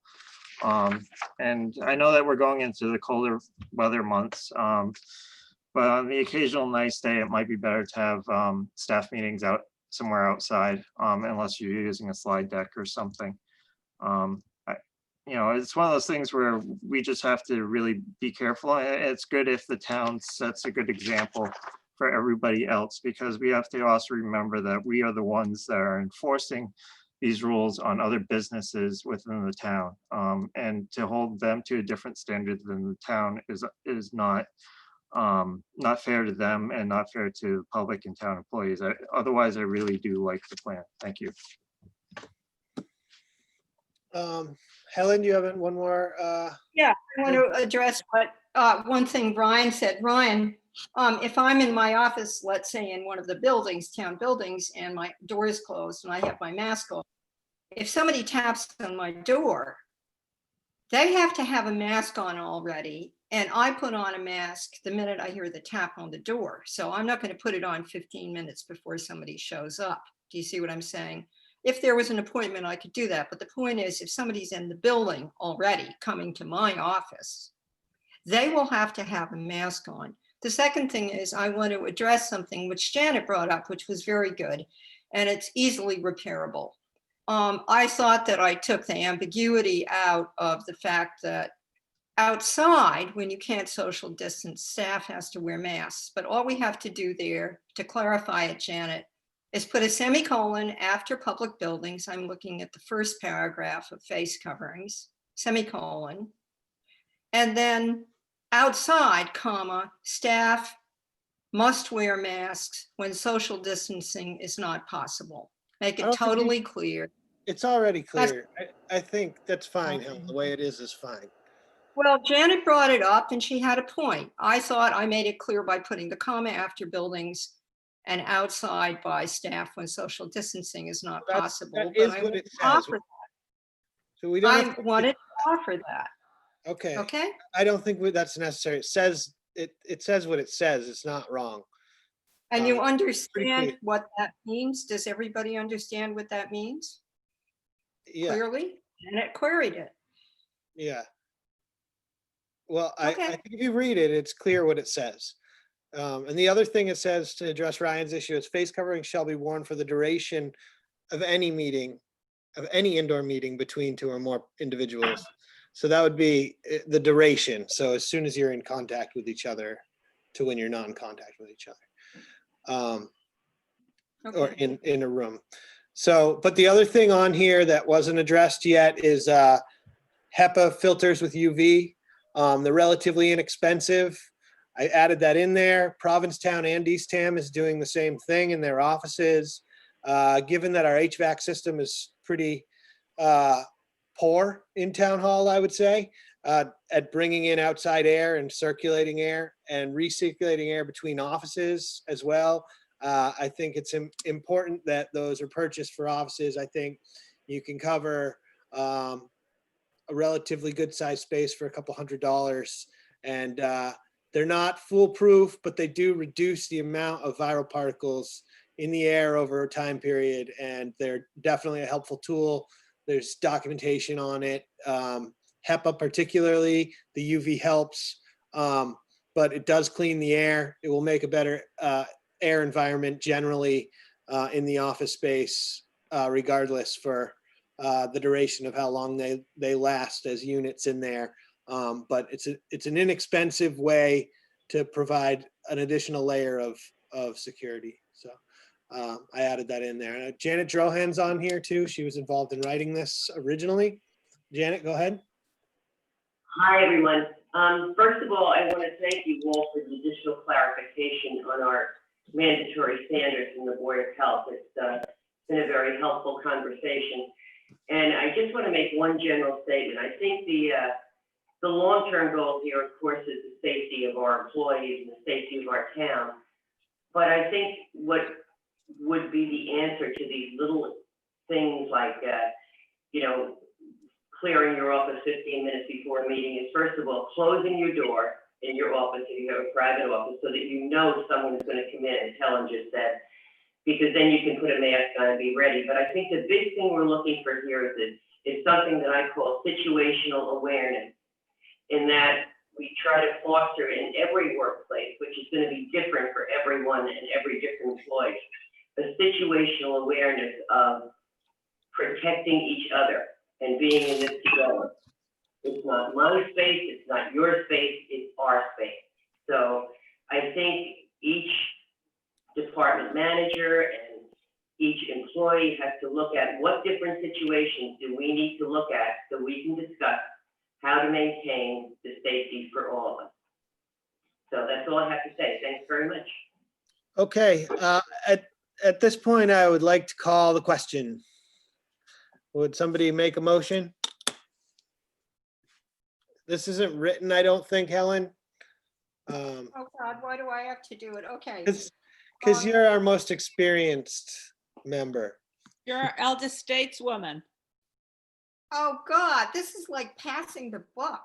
Okay, well, let me try this out. I move that we approve the COVID-19 mandatory safety standards and workplace training manual as printed and amended. Have a second? Second, Okay, roll call Helen, vote. Helen, I. Justina, Janet, I. Can you hear Brian, me? aye. Okay. Michael, aye. Motion carries 5-0. Okay, so I knew those were going to take the longest out of everything.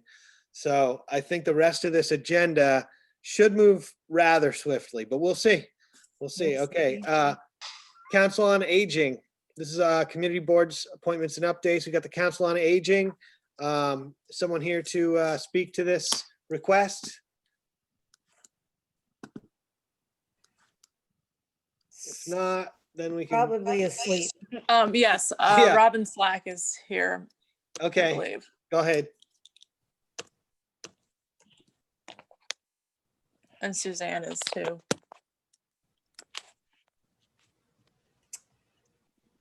Do you want a motion? No, I'm not speaking to Um, this. Brian Miss- is.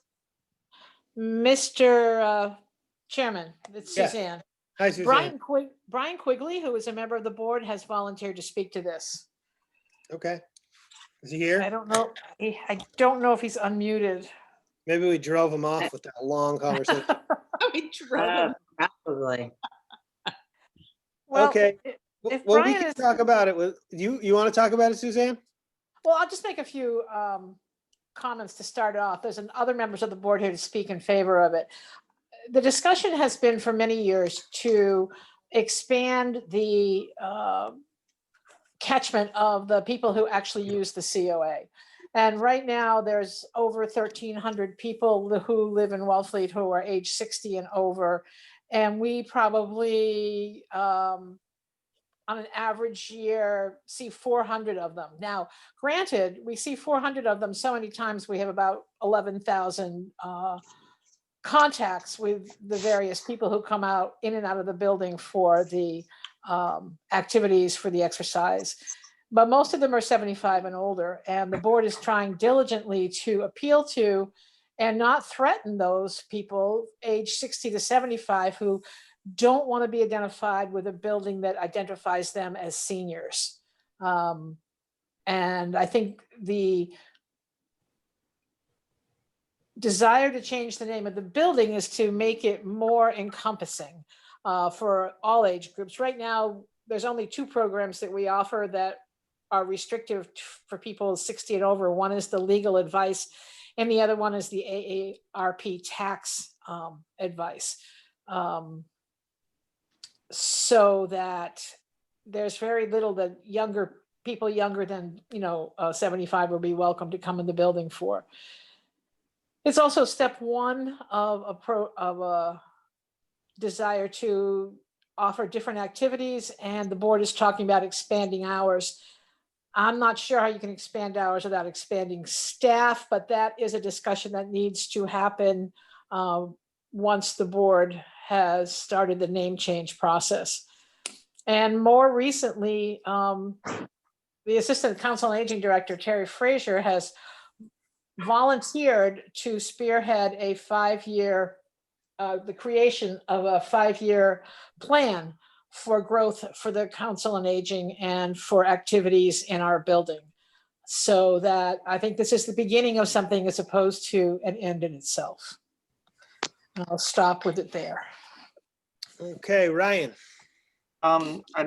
There's Evelyn Savage has been waving her hand madly. Okay, Evelyn Savage. If there's mad wave handing going on, I'm gonna call. Thank you, that Ryan. I can't see everybody. Yeah, I can't see. Go ahead, Evelyn. Okay, thank you. I just wasn't sure how else to get your attention. I just wanted to add to Suzanne's comments.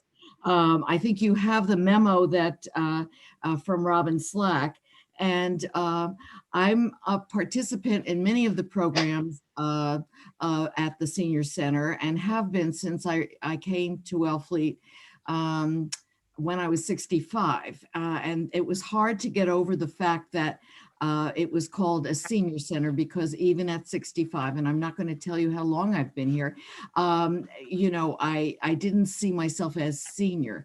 Maybe, I don't know what I saw myself as. Anyway, I think adult community center would take the stigma of senior away. And I've heard a lot of comments from others in the community that really are applauding this sort of name change. And I don't believe there's any legal requirements that would prohibit the select board to allow this. Right now, of course, with COVID, things are so restricted, but we certainly will at some point have a post-COVID world, and things will start up at the building again.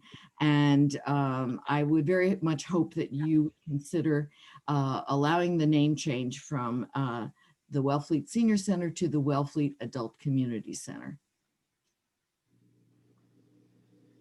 I have, Ryan just told me that that's what he was telling me. Okay, I have an iPhone with a hand up. Who's that? It's Brian. Oh, Brian. Okay. Good. I finally managed to get on. Yes. Okay. State your first and last name, please, for the audience, because yes, it's Brian Quigley. Okay. And I was intended to make the initial presentation, but all I want to stress now, to follow on what Suzanne and Evelyn said, is that we're really talking about a rebranding here rather than any change of status of the Council on Aging. We're just changing the name of a building. And this is happening quite a bit in Massachusetts, including in Barnstable, which is the largest COA on the Cape. They have already changed their name to something like what Evelyn just suggested, Adult Community Center. And again, it's a, as you know, a quirk of of boomers is that they refuse to admit their seniors, but there are wonderful programs at the COA, and once people come in, they enjoy them, but it's just that they can't get past that word senior. And so now that barely a third of the Wellfletians over 60 take advantage of the programs. And we hope that this will make the clientele more inclusive. Hey, Helen? Or none. Okay, Helen's muted. Justina? Yeah, I want to give my strong support for this idea. I think it's terrific. I pitched in and helped your family friend who was 87, and I kept trying to come to the senior center with me, and she kept saying she didn't feel like hanging out with a bunch of old people. And that wasn't the first person that said something, and I knew that they were missing out, you know. And there's a lot of terrific octogenarians in this town that belong at the adult center, and I'm sure I probably belong there too. So I think the rebranding is a terrific idea. People are missing out because, you know, the same culture that tells us to color our hair and get rid of our crow's feet probably bristles at the senior center moniker. But I don't know, after volunteering with 80-year-olds, I'm for it. Helen? Yeah, okay. So sometime soon, we hope, sea babies and other children are going to get to be using this building. And I've always scratched my head about what it's called anything that didn't include them, and always wondered why it wasn't simply called Wellfleet Community Center. You know, it's in the same building. I don't mind people thinking like that, but why is it that you're not just wanting to call it community center? Given that little tiny kids use it too.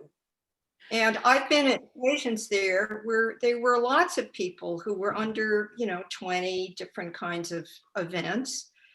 And I don't mind being called a senior, and it's, you know, it's up to you guys, but I just have always scratched my head. Other people use it besides older people. Thank you. Mike, if I might jump in, Helen, I don't think it is a community center though. I mean, it doesn't have any teen programs and all the wonderful things Becky's doing for teens and so forth. I don't think it would be accurate or fair to call it that. I mean, it's programming. Hold on. That's a rented space, by the way. You're using. But besides that point, if I can jump in here, the only hesitation I have is that I've always been an advocate for the town actually developing a actual community center open to everyone with different programs, exercise equipment, the sort of thing that Harwich and Chatham both have, as well as Hyannis, and Eastham's looking towards potentially doing something like that. And I wouldn't want this to be confused with that or be an excuse to not do that, because I think it's very important to a community to have that sort of thing, especially when we have these cold, desolate winters that Maria's going to get accustomed to or reaccustomed to. Mike just said what I wanted to say better. Yeah. We need a community center when we can afford it, and what we have right now is a senior center or adult center, just because the CBs are there, sea babies are there. They're not there anymore either. I've heard that they're not doing that anymore. That's what I heard.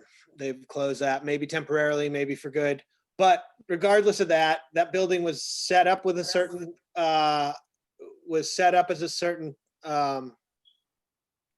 a certain role when it was developed. It was grant money that was used to build that as a Council on Aging. It's still going to be called the Council on Aging. It's definitely still going to remain a senior center, even if we throw the word away, which is fine. I don't really have a problem with that.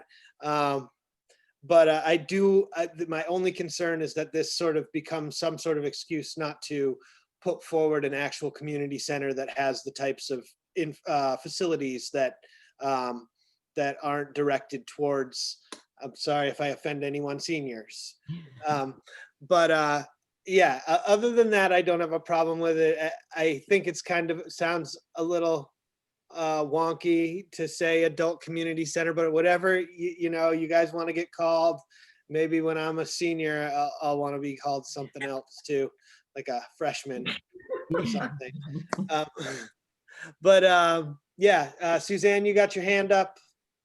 Yeah, thank you. A couple of things. You already mentioned that it was called the Senior Center because the initial grant required that it be named a senior center, but that fell away after 5 years, and it's been around more than 5 years. I think it's more than just changing the name. It's rebranding. It's trying to get people to understand what is there, and that they, if it takes a new name to capture their attention, I think it's worth giving it a shot, because I really think that we can, as a town, expand the offerings to people who don't come there now, who are maybe still working during the day. So I think it's worth trying to reach out to that segment of the population, which is, you know, a pretty hefty chunk of Wellfleet's population at this point. And I appreciate the board's support. This is the beginning. The COA board itself will remain intact. The department will remain the Council on Aging within the town of Wellfleet. This is just about a building. And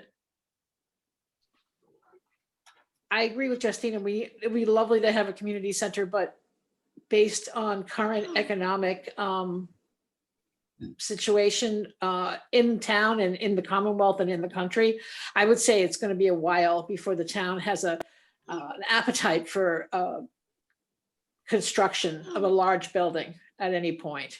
For an interim measure, and I hope that people would not use it as an excuse not to build a building, because I'd love to have a community center with a big swimming pool. So just put that out there for you all to know. That would be terrific. Yeah, well, you know, there's other towns who are interested in doing the same thing, and there may be potential for regionalizing something like that with our neighboring towns. That said, I think we can call this, I mean, clearly it's a rebranding, but the target audience isn't like 20-year-old adults, right? I mean, that's not what we're talking about. And, you know, technically when you're 18, you're an adult. So at some point, this still fits a certain demographic. The programming will be for a certain demographic. And I think leaving adult in there is a good idea, unless we're gonna rework the building and take Council on Aging off and make a lot of fundamental changes. I would like to just call the question here. I guess I'll make the motion. Let me find it. I'll do it. I move to support the Council on Aging Advisory Board's recommendations to change the name of the Senior Center building to the Adult Community Center. Second. Helen, A roll second. call. Janet, I. Helen, I. Justina, I. Brian, aye. Michael, no. So motion carries 4-1. Okay, on to the next thing. You got the, Chairman DeVasco, yes, Chairman DeVasco. yes. These are nice little disclosures, clear as hell, right on the money. And with your consent, I would like to move them together. Yes. Does everybody feel okay about that? Yes. Yes. Okay. And Courtney, the syntax is a little changed, but it's what it needs to be for this. I move that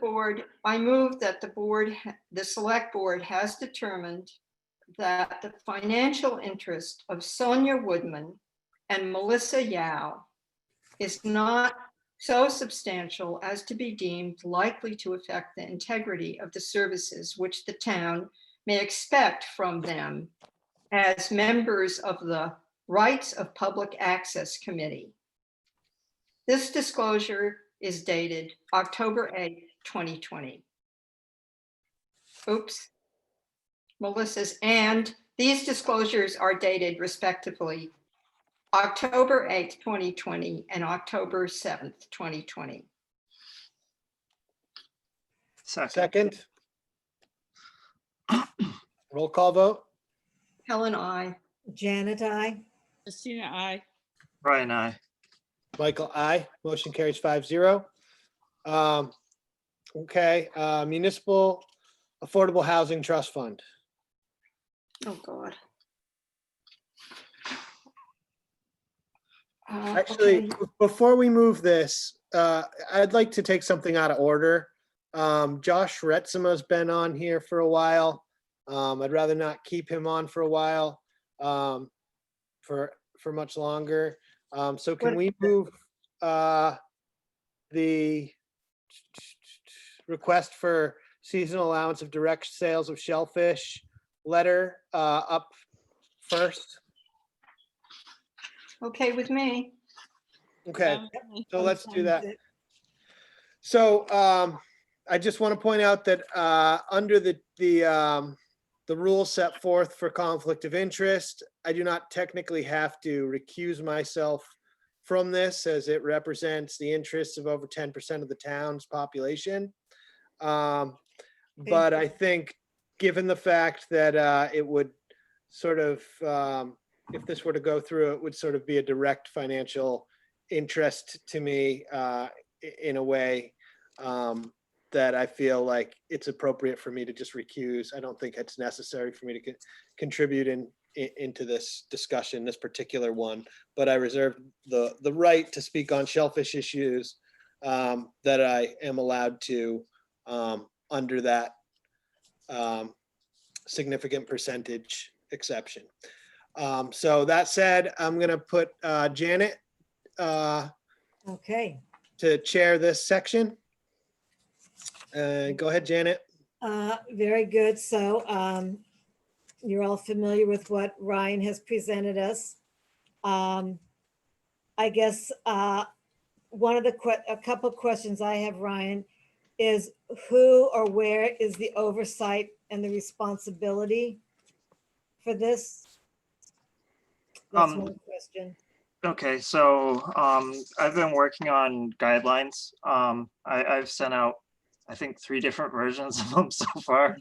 Yeah. There is a very early draft of the guidelines after the letter. They've kind of expanded since. I've been talking to Josh about best management practices, and I would like to talk, have a discussion with him, Nancy, and me if I have permission of the board. I didn't want to preempt anybody. But basically, they've gotten the guidelines have gotten tightened up a lot since this draft. Right now, the current draft would have the shellfish would have to be sold at the site of the landing for Wellfleet. The landing is considered the Wellfleet Town Pier. So, and by doing it there, you do have supervision of the shellfish department, and you also give the the environmental police an area that they can check to make sure that this is being done properly. And then I included in the newer draft, the discussing with the Department of Public Health and DMF if there's any way that either the shellfishers could sell directly from their house or to do direct delivery of shellfish to somebody's house. But that is going to be more difficult. So I didn't want to, so that's listed as like an option. If that answers your question, Janet. Sort of. Who's Josh? Let's, for the record, could you state Josh's full name? Joshua Reitzman. He's from the Cape Cod Cooperative Extension, SMAC. And he's here to answer technical questions if we have any. So if you want to have a technical question, I would encourage you to ask him. And as I said, we're still working on developing the guidelines and to try to present it to the DMF in such a way that might let them feel more comfortable with this possibility. So are you just asking for us to endorse this letter? Yeah, And not look at all the guidelines? the guidelines are separate from the letter because they're still being developed. So we're just gonna vote on the letter Yes, you sent to Governor Baker. Governor Baker, the Cape Cod delegation of representatives and senators, and the Mass DMF. Okay. So are there any questions for Ryan or Josh? Yes. Questions? Helen? Hi. So, wow. This is going to probably need the dispensation, if not a variance, from the Department of Public, Health, the Food Protection Department. When we wanted to have the pier be a place where we could have transfer, right, of harvested shellfish. That was really tough to get. They almost never give variances. So yes, I'm glad this is just a letter. I think it's a good letter. I think it's reasonable to ask for this now.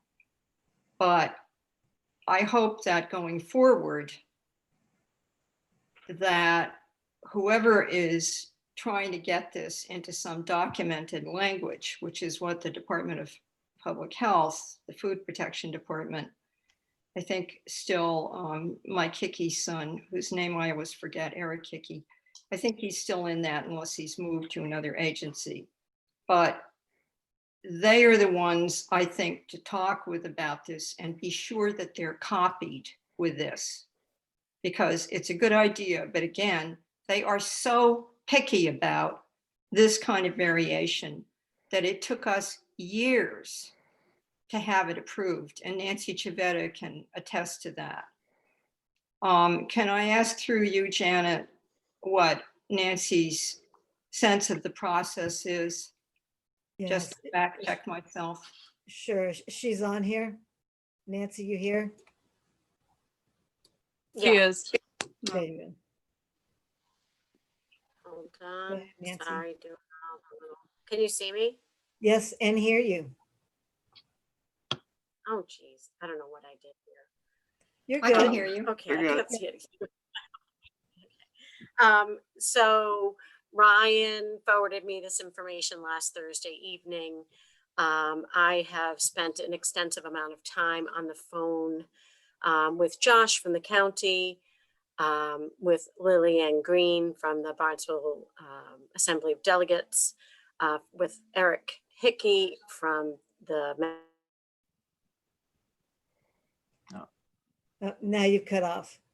We lost her. Well, I'm glad she talked to Eric. Yeah, so I think because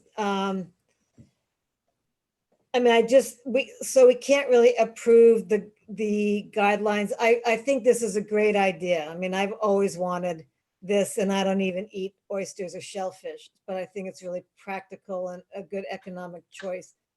So I think if people are happy with the letter, we should just focus on the letter right now and get that off. I don't know if you're planning on including the guidelines with the letter, or do we want to just postpone this? I wouldn't be able to include the guidelines with the letter if they're still being drafted. We can send the letter, and then I don't know if we say that we're working on developing the guidelines. Maybe. Yeah, I think so too. So how does the board feel about the letter? I love the letter and I want it sent also. I think it should also be sent to Julian Sear and Sarah Peak. Yeah, the Cape delegation. Well, Yeah. there's other, Let it out as soon as possible, Okay. because guess what? We're the regulatory board for shellfish, so. I did have a couple of comments. First of all, Ryan, I understand this is a program that's going on successfully in Maine. yes. And so I assume they got their regulations approved to do so, because it's going on there. Well, it's legal by state law in Maine. They have a whole set of guidance on how to do it. I see. Shellfishers are allowed to sell at off the farm and at their houses as if it was a retail establishment. Interesting. Wow. Definitely And another I conversation for another think day. Rhode Island has a similar program. Josh has been looking to see what other states have done with this. With Rhode Island, the aquaculturists are allowed to sell directly off of their. If I get his information right, and correct me if I'm wrong, Josh. The aquaculturists are allowed to sell directly off of their farm, but wild harvesters are not. They still have to establish a facility to handle the product before they bring it to market. That's fascinating to me, because it's been recently said to me that in a town that is attempting to brand its Wellfleet oyster to stay competitive, there's almost nowhere in town to buy the product, and that the grower often has trouble finding a wholesaler. So those would be longer term good to look into for the town's job base.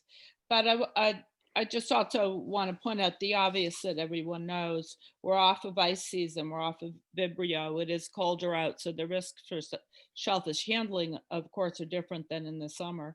So I think that it may be less daunting to get this approved than we think. I know there's families out there that are making private sales, and $20 and $30 can put food on the table. So I heartily endorse signing the letter. I'm optimistic about the regulations. And Ryan, my deepest thanks to you as a colleague for doing this effort. I think this is fantastic you did this. Yeah, and just to be clear, what I'm asking for is a temporary allowance, not on a permanent basis. It's in response to COVID, and the other fishermen are allowed to have boat permits, retail boat permits that they accelerated on the state level to sell directly off of the boat, essentially their catch. It's just that shellfish were not included in that, and as part of the guidelines, we are basically implementing most of the Vibrio controls as well in those. So, thank you. I'd like to hear from Will Sullivan. Hi, Will Sullivan, Assistant Master. One thing I would just like, I'm totally for this, but I would like to ask, advising some of these guidelines, you will consider our department and work with us on. Now that I heard that it would take place on the pier, that's would be great, but I just hope that you would work with us in devising some of those guidelines. Good.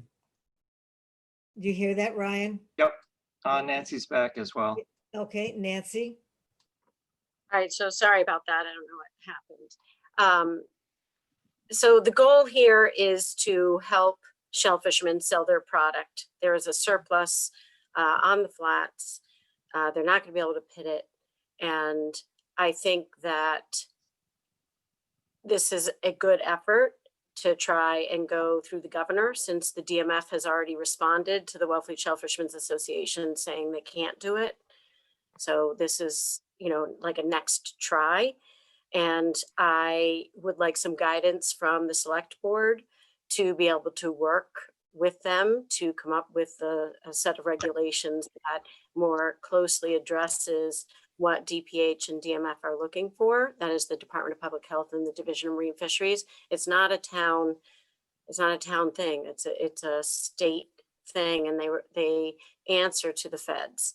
So I just want us to be as absolutely successful as possible, or as good as we can be. So I would love some direction from the select board to help. And in addition, I agree with Helen that it's an extremely heavy lift. Although I agree with Justina and Ryan, it is certainly worth a try, and very important to the livelihood of our community overall. You know, we are the largest shellfishing town in the state for state managed shellfish. And it is the largest year-round industry for this town. So if something isn't done, have been and am extremely worried about this winter and our fishing families. In my discussions with Jeff Kennedy and Eric Hickey, they have offered to sit down with us and come up with other creative ways of being able to sell shellfish, which is the goal, that wouldn't require changing the regulations. Ideas, creative innovations of how to work within the existing regulations to achieve our goal of having shellfishermen be able to sell more shellfish.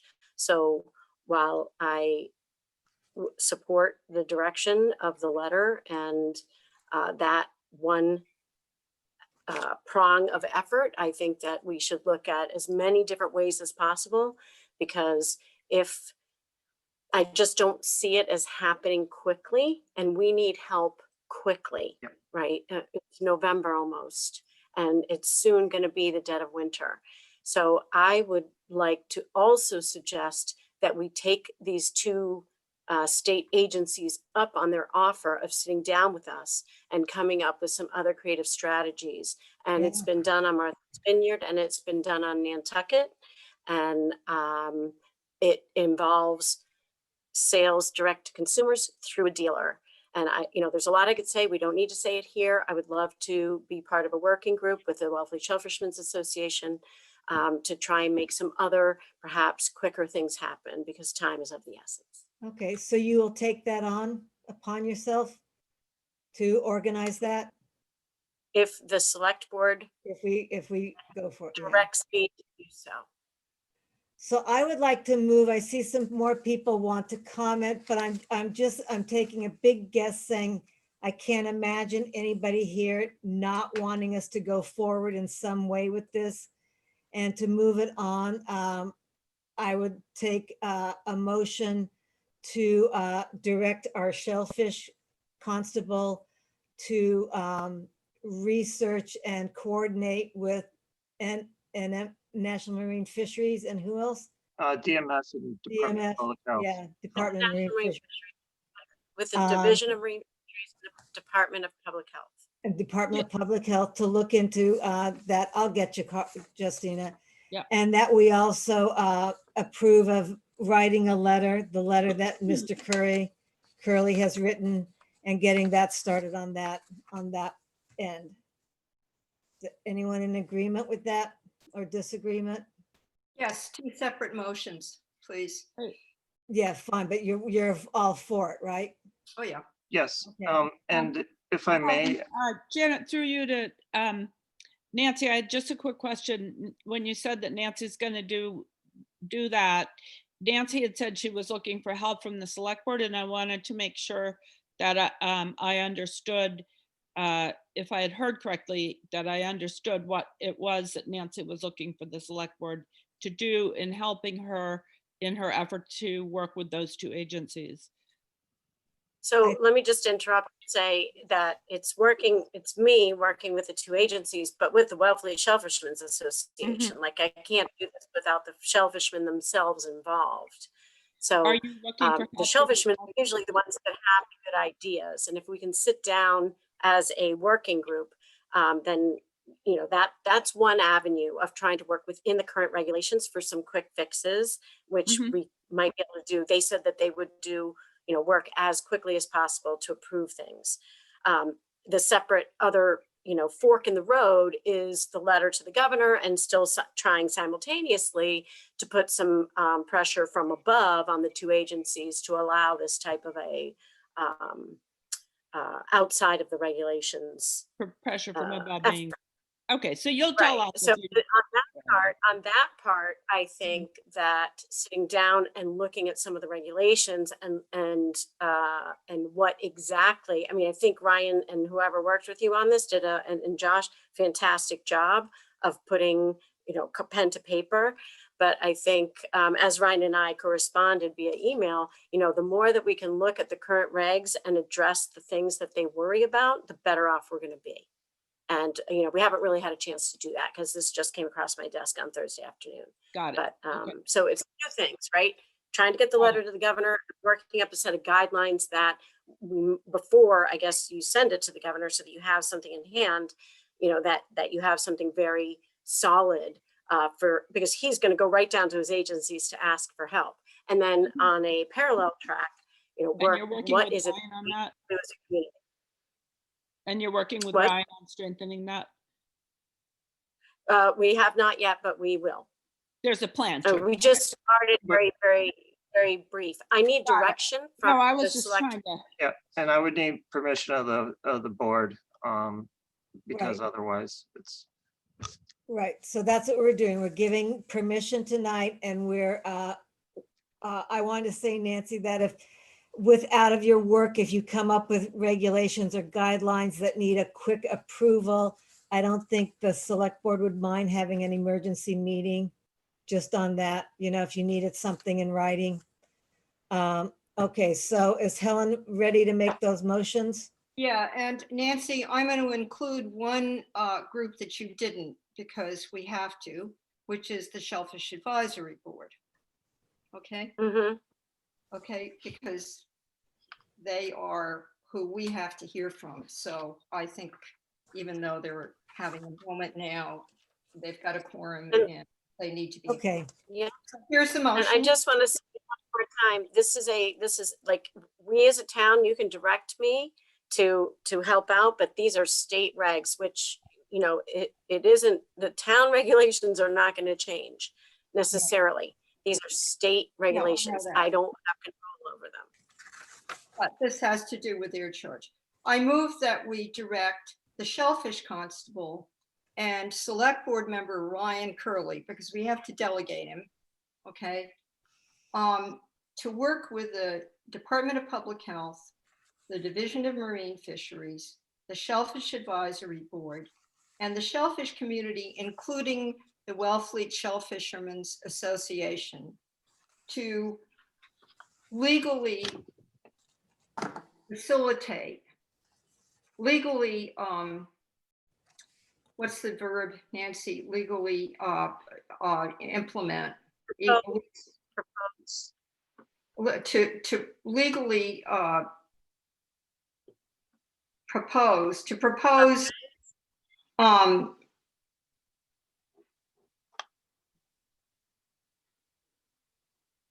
To approve that they're to last meeting. develop a legal path to You should say the word legal. to selling harvested shellfish directly to consumers. Is there a second? Regulatory path. Say that clearly. Regulatory path, thank you. Right. Not legal, but regulatory path Good. to selling shellfish directly to consumers. Yep. Is there a second? Second, All in favor? Helen, on. Janet, I. Justina, I. Am I allowed to vote? Yes. Yes. Okay. Well, are you, do you do shell fishing at all, Ryan? No, Okay, then you're allowed to vote. so aye. All right. You Four want a motion for the letter? and one abstention. One recusal. Yep. Okay. Are you there? Mike, you want to come back? Oh, this is a second motion still. Oh, yeah, sorry. I move that we send the request for a temporary seasonal allowance of direct sales of shellfish to the DMF, the DPH, and copy the Shellfish Advisory Board and the WSA and the governor sorry, and the governor and Dan McKiernan. Oh, yes, he's the director of the DMF, so we're sending it to him. So it's a letter to the governor, but we're going to send it to all those other people. Yes. Do you want me to do the motion again, Courtney? Was that too messy? Could you just list the people again? Yeah, the DMF, the DPH, no, the governor, the DMF, the DPH, the SAB, the WSA, and that's it. And our Cape delegation. delegation, yeah. Delegation? Yeah, that's like Julian Sear, Sarah Peak. Julian Sear and Sarah Peak. You know what? Send it to Senator Markey too. Yeah. And Keating. Let him know what's going on. Okay. Okay, thank you. That's my motion amended. Thank you. Okay, Second? I'm back. Second. Okay. Okay. Onward, Michael. Not So- yet. Oh, did we vote? We didn't vote. No, we haven't voted. I have a headache tonight after all this. Okay, Janet, I. Helen, I. Christina, I. Brian, I.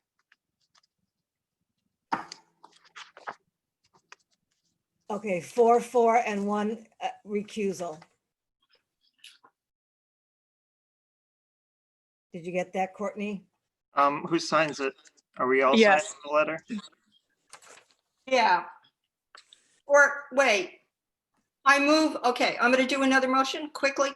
I move that we have this letter signed by Just all sign it.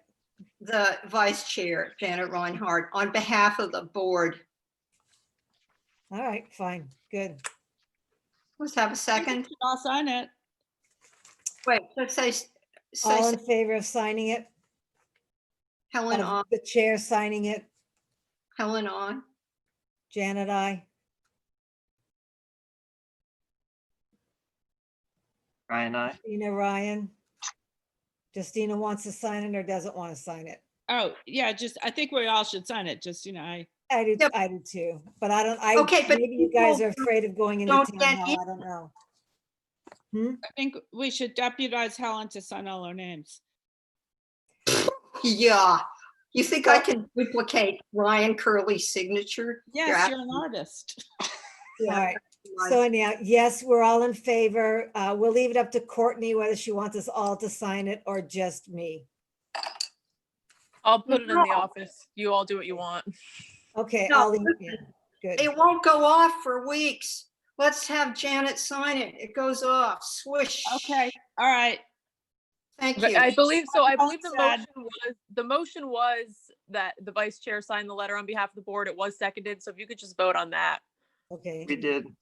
we did. And it was 3 to Unanimous. 1. Okay, thank you. 4, and One recused. Yeah. Oh, God. Okay, so excuse me for a moment. I just need to get a glass of water. And go ahead, I'll agree to almost anything. Yeah. You know, it's only like 20 past 9 and we're falling apart. Come on, guys. Thank you. Mike? There we go. I muted myself again. All right. You Zoom. missed all the fun. Okay, so let's go to the Municipal Affordable Housing Trust Fund. Okay. So it seems as though we can appoint one select board member on here and we're required to by the town meeting vote. That's essentially what I read out of the KP Law recommendation. That's correct. That Yeah. no additional action needs to be taken to make it so that you can appoint someone. That action was included in what was passed at town meeting. Right, so we can just approve someone to serve on that trust fund. I'd be willing to do it if Hold on. Mike? what? Not at this meeting. It's not on the agenda. Sure, it's on the agenda. It is. Municipal Housing Trust Fund. Yeah, that's what's on the All agenda. it says nothing about appointing somebody. I'd be fine with you doing it, but No, we it's not got on the something. agenda. Maybe you didn't get it. I There's a did memo right here. got it. All it says, the desired action, It says Municipal All it Housing says Trust is Fund. Municipal Affordable Housing Trust Fund, discussion of same. We've discussed it.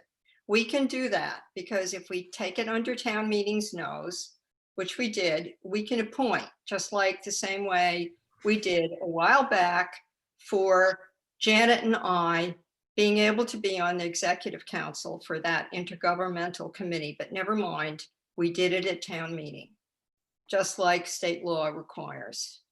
Ellen, we just got a letter from the, Yes, we Town can council. do it, but it's not on the agenda, appointing somebody. it's in this memo right here. I'm looking at the agenda item. The agenda item is broad and therefore we can make a motion. Okay, if you feel good about it, go for it. If I Go may, ahead, if it would help, where it says proposed motion, it says to be determined. So the intent there, from the way I understood it, was because it wasn't clear which one of you would be appointed, that this was leaving it open That's good.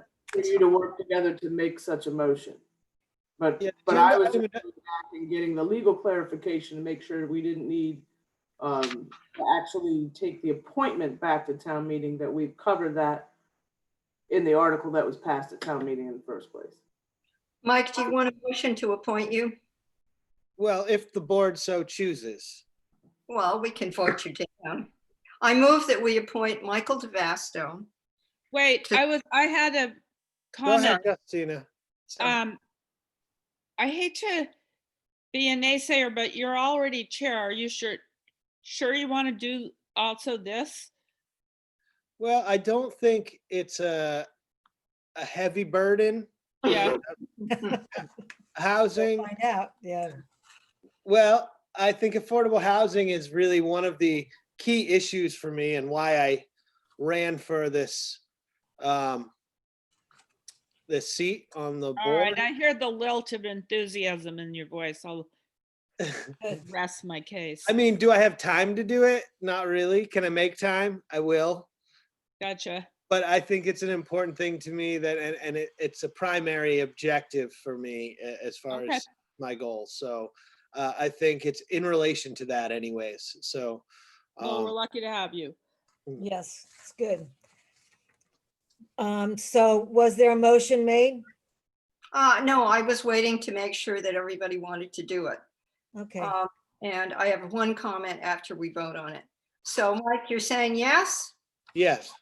I move that we appoint Michael DeVasto as the select board member on the Municipal Housing Trust Fund. second, Helen, I. Janet, I. Christina, I. Brian, I. Michael, Okay. aye. So Michael, I now need to make a comment. I think I already said it to Maria. I can't Sure. remember who I said it to. So if you look at what the state says, this Municipal Housing Trust Board does, Mhm. it's not very well written, but there's going to be a lot of overlap with two organizations that already exist. So Right. good luck with that. Yeah. Because the Housing Authority and the Housing Partnership, you're all going to have to figure out how you're going to relate to each other. And now we have to put out the call for 4 other members. And I hope that we get at least one person from each one of those organizations on this, so that it's not, trains passing each other in the night kind of thing. That's all Well, I I've got wanted to say. Elaine McElroy right here on the line and it looks like her hand's up. So I'd like to call on Elaine. Well, Go. I'd like to congratulate you, Michael. That's wonderful that you're willing to do it. And it can be more than one member of the select board if you so choose.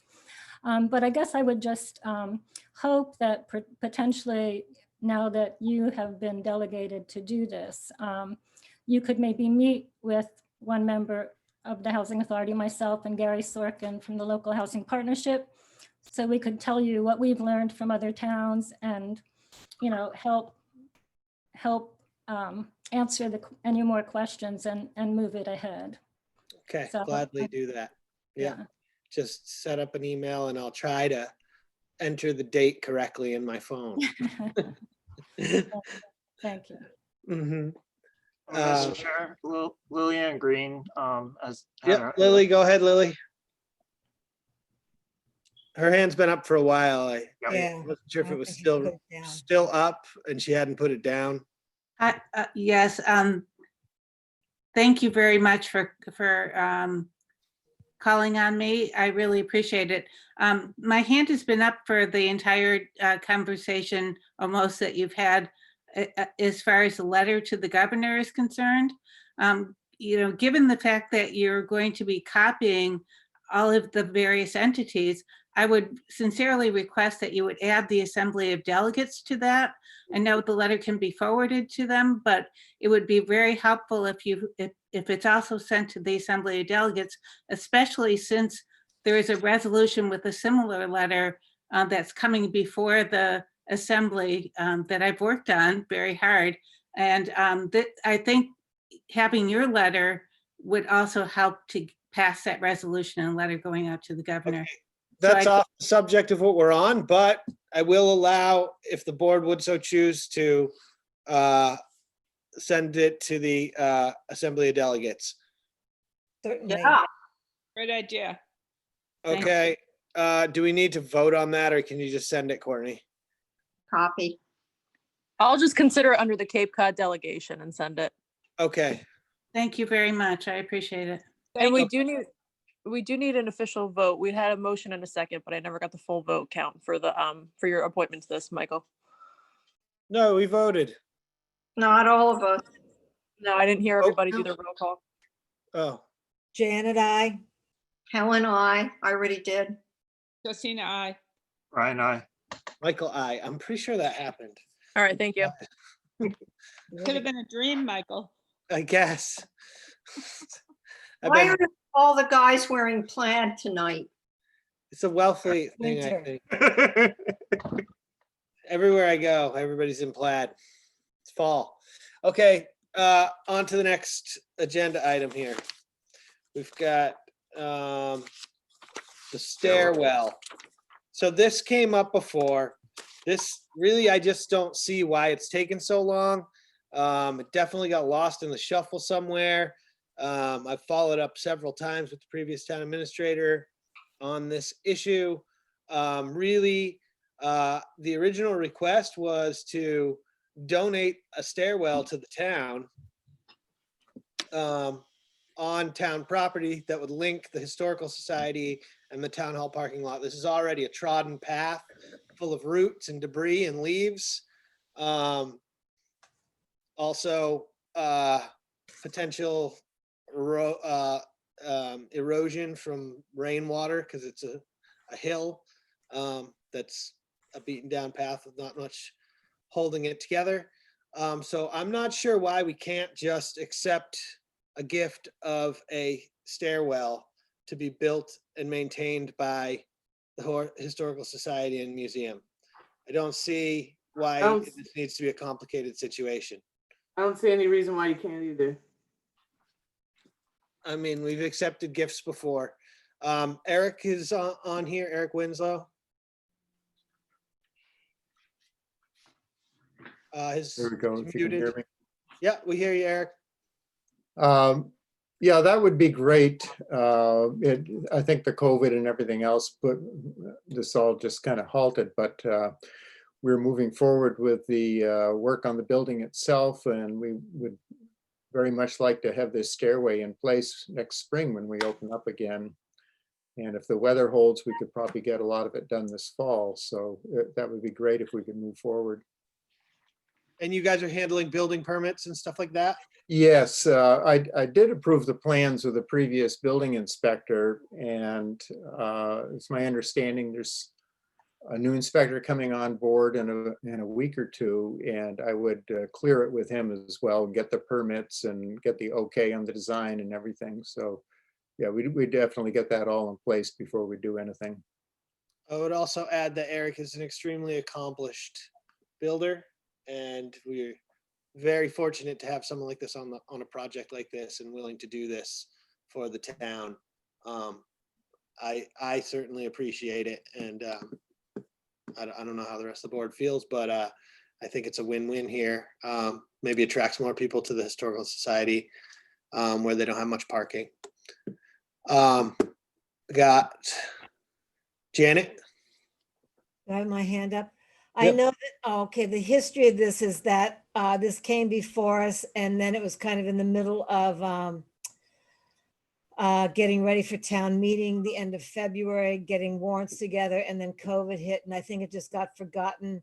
It's fine with me if we just approve this tonight, but I know back in February when they came before us, there was questions about liability and who's responsible for maintenance. So if you guys want to go into that, that's fine. I'm also just for approving as it is. So up to you guys.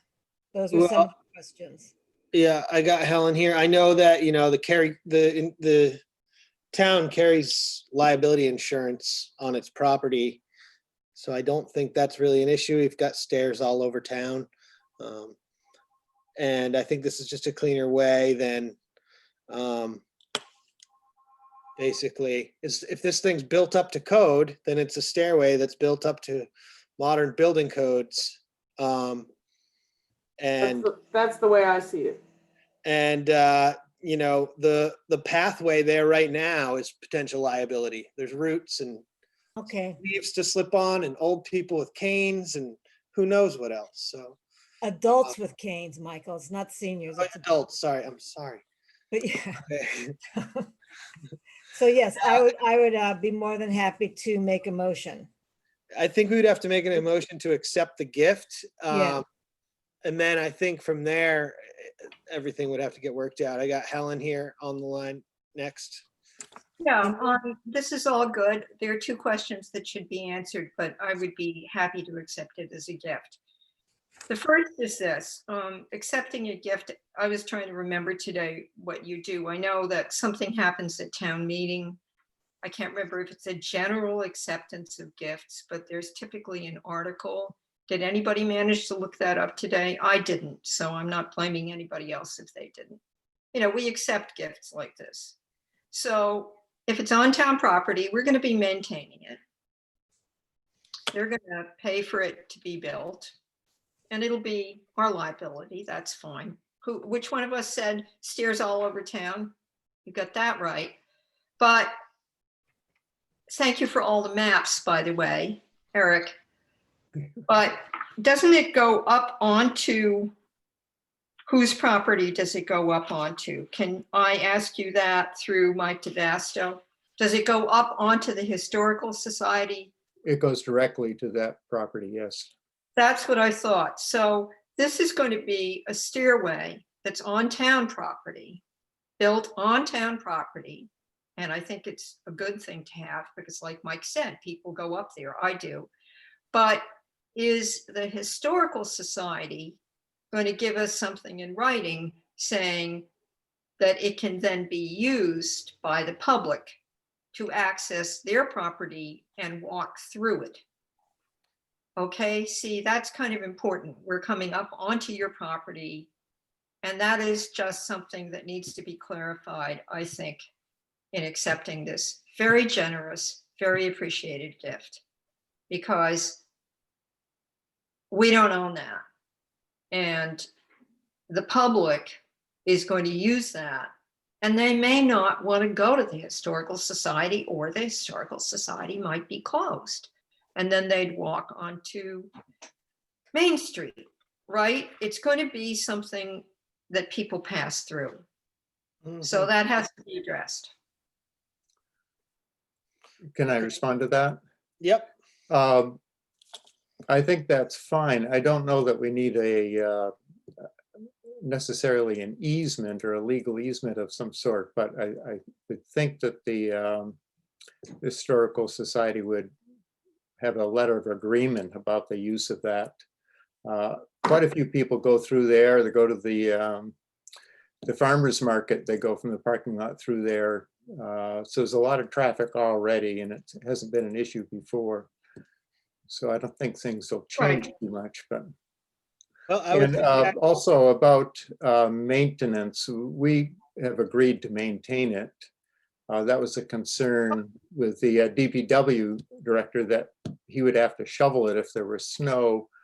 And I said that, we would keep it maintained. So Really? yes. Yeah. Wait, Mike, so that would be also something to put into this letter of agreement, because as we all know, in 10 years, everybody will have forgotten this. And it would be really good to have it in writing. Thank you. Okay, I have an idea. Why don't we make a motion accepting the gift pending a letter of agreement? Whereas the Historical Society, why don't I just make the motion right now and then we can talk about it. Thank you. I move to accept the stairwell between the Historical Society and the town hall parking lot as a gift to the town, pending a letter of agreement between the town and the Historical Society, whereas the Historical Society is responsible for maintaining said stairwell. And Perpetuity. allowing public access through their property. And allowing public access through their property. So that sound Mike, good? I would like to see this letter of agreement. I'll approve this and vote for it, but the Historical Society could possibly write up the letter of agreement. We could look at it. And should we feel the need, we could send it to town council too, but. Sure. Yeah, so that the pending of letter agreement would be that we would all have to agree on the letter. Yes. So that's why that's in there. So I think that's a way to sort of get everything through the letter of agreement. Will stipulate whatever it is that we need to stipulate to get this going. And I really don't see a reason to prolong it with No, I don't either. too much stuff.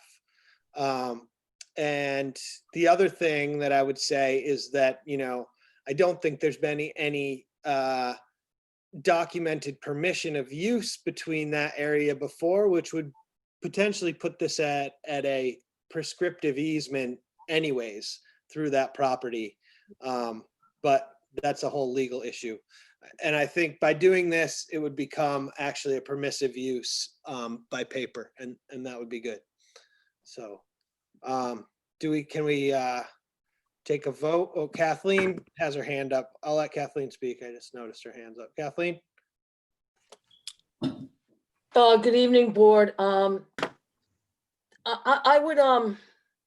would caution you on going forward on this, because when it did come up to us back in February, it was brought to our attention that both Winslow's Tavern and Hatch's Market had to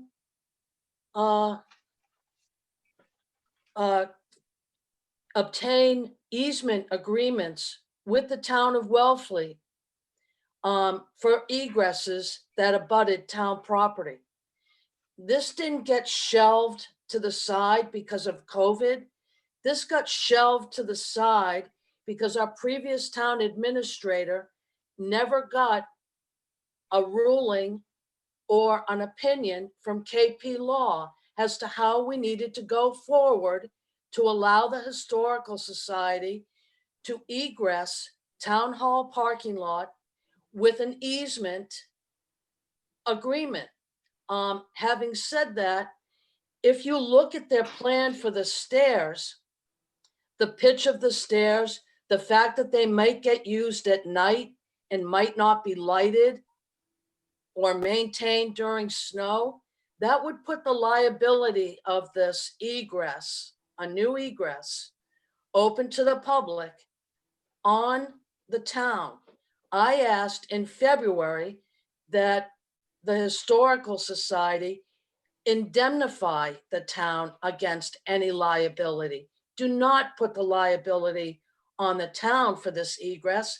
Have the Historical Society indemnify the town.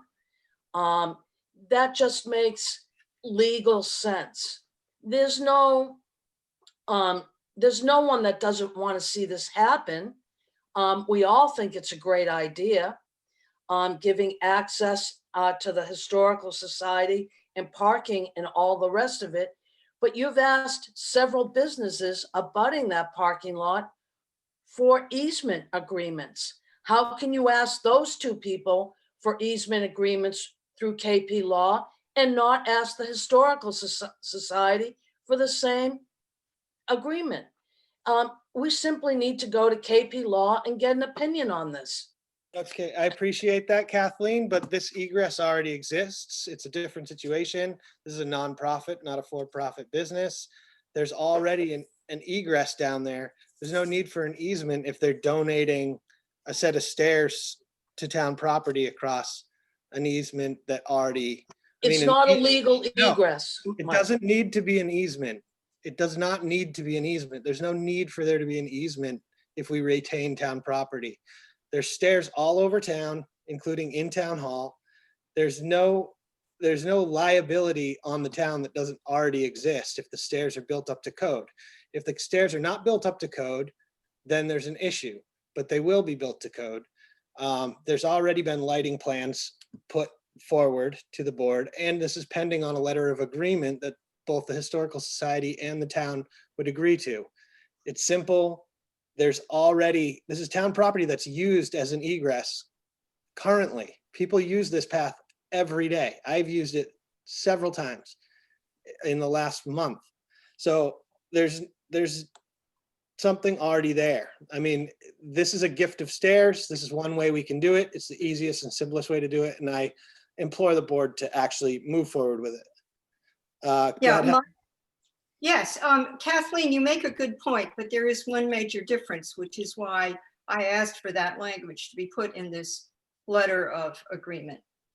Both Hatches and Winslow's Tavern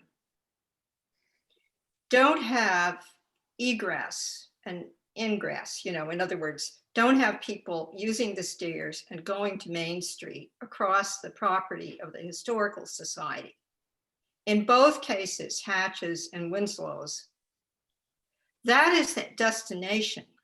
That's all it's used for. This language gives an already used path legitimacy, which is why I didn't feel we needed an easement. But you brought up a good point, and that was one of the things that we were worried about back in February. So I would be ready to move forward with this, given that we get those two things. Thank you. I have a question. The question's been called, the motion's been made. How to vote? Yep. Roll call vote. It hasn't been seconded, has it? Second. Does somebody want a second? I made the No. motion. Second, you made a second. Okay, roll call vote. Ellen, I. Janet, I. Tina, I. Ryan, I. Michael, aye. Okay, motion carries 5-0. On to the next issue, and that is the marina fuel tanks. We've got Will on the line here. I think still. Probably went to bed. So we all read his stand letter, up. right? Is he there? There he is. Yeah. We've all got the red. We're just getting an update from him right now. We're not acting on anything. We all read it, but maybe the town can get the update real quick. Will? Yeah, it's almost in the final stages to present to all of you. I spoke to the engineer right before I sent that off to you. Did the piggybacking, so it had a little backseat and wait a month or two. That project done, but it's just about done, which will come with some better estimates. I know there was a question on location. Our preferred location would be exactly where they are now. And that's about it. I don't have an estimated cost. I wouldn't want to speculate on that. They didn't want to speculate to me that until we actually get those finalized designs. And the two designs again would be for above ground and below ground, just to show the cost difference, just to make sure that, you know, what we've been told was that they're going to be very similar, most likely. So we wanted to keep it that way. I wanted to also provide that option with an option or the feasibility of putting in a fueling area possibly for town-owned vehicles, you know, like the police department and own vehicles, working with the police department and services on that. And that's pretty much where we are. Looking now, the engineer said that most likely it had this out for proposals with the next couple months. That's back from all the things that have to be in place, going through the different boards for that. And this project could be done and completed before the start of next season.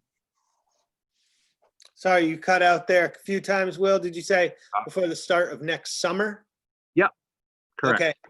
Now, when we get this information, will we be able to have access to the engineer at a meeting to sort of discuss the pros and cons of each one? Is that possible? We'll drag them right into the fire. Okay, that sounds good. Okay, Helen's got her hand up. Yeah, I'm through you, Mike. In case Kathleen remembers this, Kathleen Bacon was here for this. My memory is we already voted very clearly to have it be above ground, and we had substantial discussion about it. So why ask for something which would cost a little more money, Will, when we've already decided on it to have it above ground? And, you know, maybe Courtney can do yet another thing in her busy day and access those units, because we really did discuss it ad nauseum, and I wasn't aware that it was voted on without any kinds of plans or engineering. Well, the one question was above ground or below ground. That's the part I'm almost 90% sure that we did decide on. Well, And what's the harm? Mike, through you to Helen. I don't remember that, Helen. What's the harm in hearing it anyways? At this point, it's already through, so let's not go, let's not go backwards. They're already doing the research, so maybe there's some good reason they're gonna come up with to put it underground. Who knows? If we want, we'll keep it above ground. But I don't see any harm in getting engineering. Go ahead, Ryan. It was actually in the town meeting vote. Article 23 was capital improvement fuel storage tanks for the marina, to see if the town will vote to appropriate 526,000 or any other sum for the purpose of removing existing fuel storage tanks at the marina and purchasing and installing new above ground fuel storage tanks at the Wellfleet Marina. that's a vote. But the vote that I'm remembering is our discussions about it when we were doing that warrant article. So can we please not backslide and go ahead with an above ground set of plans and spend the money on that and get this done, please? I know I sound pathetic. Sorry, I apologize. Well, yeah, sorry. We are working on getting this done. This has been seconded to the $15 to $20 million project that we're currently working on. So it has taken somewhat of a backseat, especially with the, you know, myself being in charge of setting all of that, as well as Marina all summer through COVID by myself. So yeah, it's taking a little while.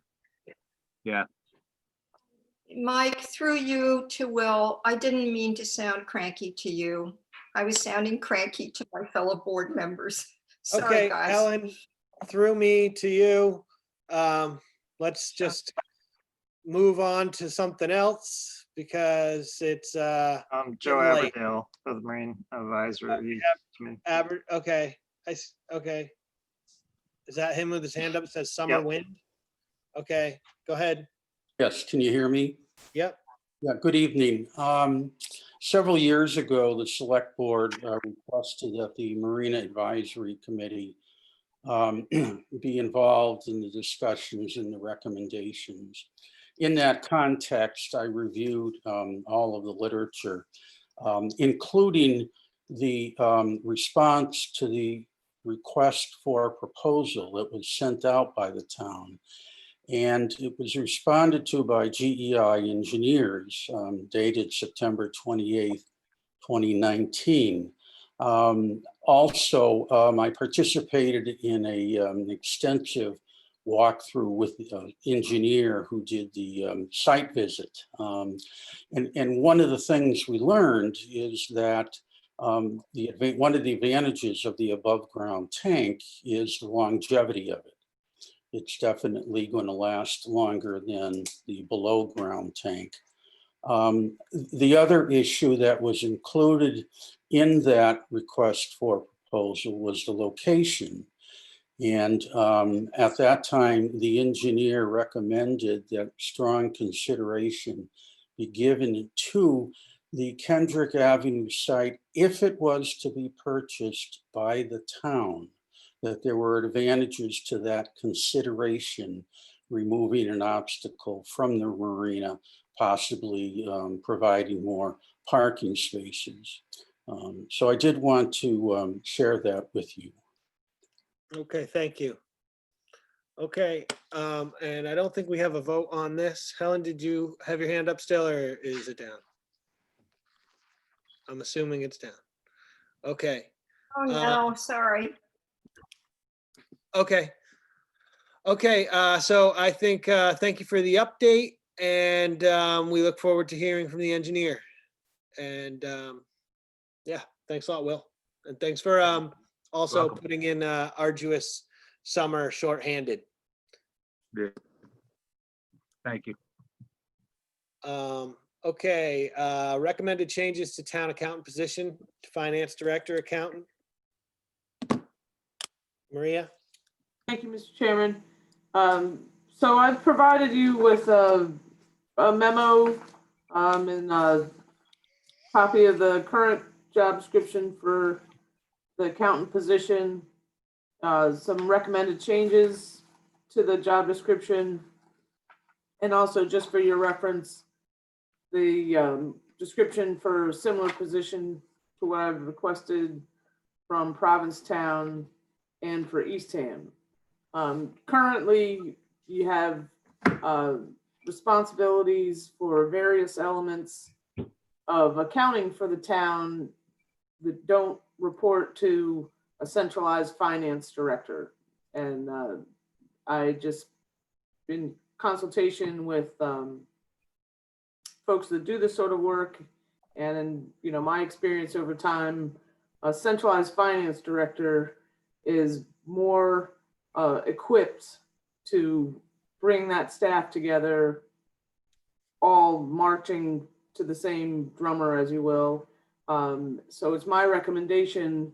There are 4 direct report positions whose job descriptions do say they could report either directly to the town administrator or designee. And I just feel like it would be a much more seamless operation for the finances, especially, you know, considering the state of affairs as it is now, and to have it be a more centralized operation. So my recommendation is the piece of the recommendation that comes under the board's purview, as it were, is for the reorganization for that staff to work under that newly created position. There is an interest on the personnel board for the job description to come before them. Also, the job description itself, but the reorganization is something that needs to come in front of you. With that, I don't know if I could just want to answer specific questions for you, or. Yeah, I think there's definitely got Justina right here. Yeah, I first of all applaud you for trying to be thoughtful about the finance function in Wellfleet and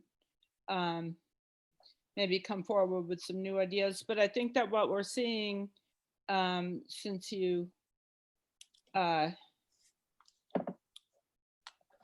took the reins is that you've inherited a bit of a financial some problems in the department that didn't happen overnight, and we're looking at a tax bill going out late, setting the tax bill, the tax rate late, needing some outside help. And I don't think that this is the right environment to reorg the department.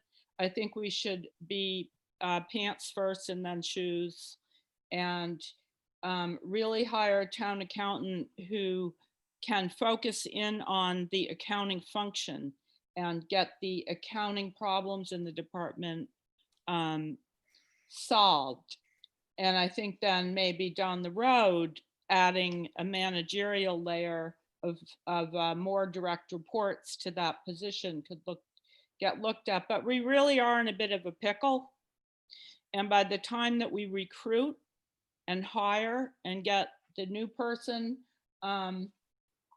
a chance to get their sea legs, I don't see why we would also want to throw an additional whole facet of the job. And I did take a look at the websites of some of our other towns, and most accounting directors really are only doing the accounting function. And then I think it's too much. I think we should get an accountant, a qualified accountant in to help the town get its department straightened out. And I think in addition, we need a qualified outside accounting firm. We need to locate an outside accounting firm resource to step in and not try to change the job description just yet. If we want to add a cherry on the sundae and upgrade the title and call it accounting director instead of accountant, maybe. But I'm concerned that we get our basic accounting functions done before we add supervising the assessor, supervising the collector, and a big new title with a big new staff responsibilities. And I know in Eastham, that function reports into the assistant TA. And Provincetown is the only nearby town that has a whole finance department. Most of them keep the traditional accountant, assistant town accountant, and I think that's probably what's more appropriate for Wellfleet, but I can't make that determination only having gotten the documents this week. So to nutshell it, I'm not in favor of voting for the changed job description. I think we need to stick to our knitting and get the accounting problems in Wellfleet fixed with an accountant who's not distracted with additional 3 new direct reports for that position. Okay. Janet? So I agree with Justina in my concerns that we seem to need an accountant sooner rather than later. I love the idea of a financial director. I mean, that's really what every town needs. So, but we need, so I think of, doing an RFP for a finance director would take weeks and possibly a month and a half minimum by the time you advertise and interview people. So I'm not really sure how to handle it, but I think we need help sooner rather than later. So that's where I'll leave this. I think Ryan had his hand up. Helen did. First, and then, oh, Helen did? Yep. Okay, go ahead, Helen. Okay. So, by the way, thank you very much for supplying what other towns do, Maria. That was helpful. And also thank you for supplying what we've got now. So here's a question to you and then a comment. This is not a finance director job description. It's a finance director / town accountant. So this person would also be the town accountant. Is that not so? Doing all the things the town accountant now is required to do. Is that not so? So, correct. Okay, stop. Oh, I'm sorry. Was there a qualification? Sorry. I'm sorry. I said stop. I apologize. That's fine. So, my thought was that, first of all, you may draw a better pool of candidates if it were not just solely an accounting position. I was not looking for a huge fiscal impact by adding a whole nother position. We're a scale at least 1 or 2 smaller than Provincetown, and at least a scale smaller than Eastham.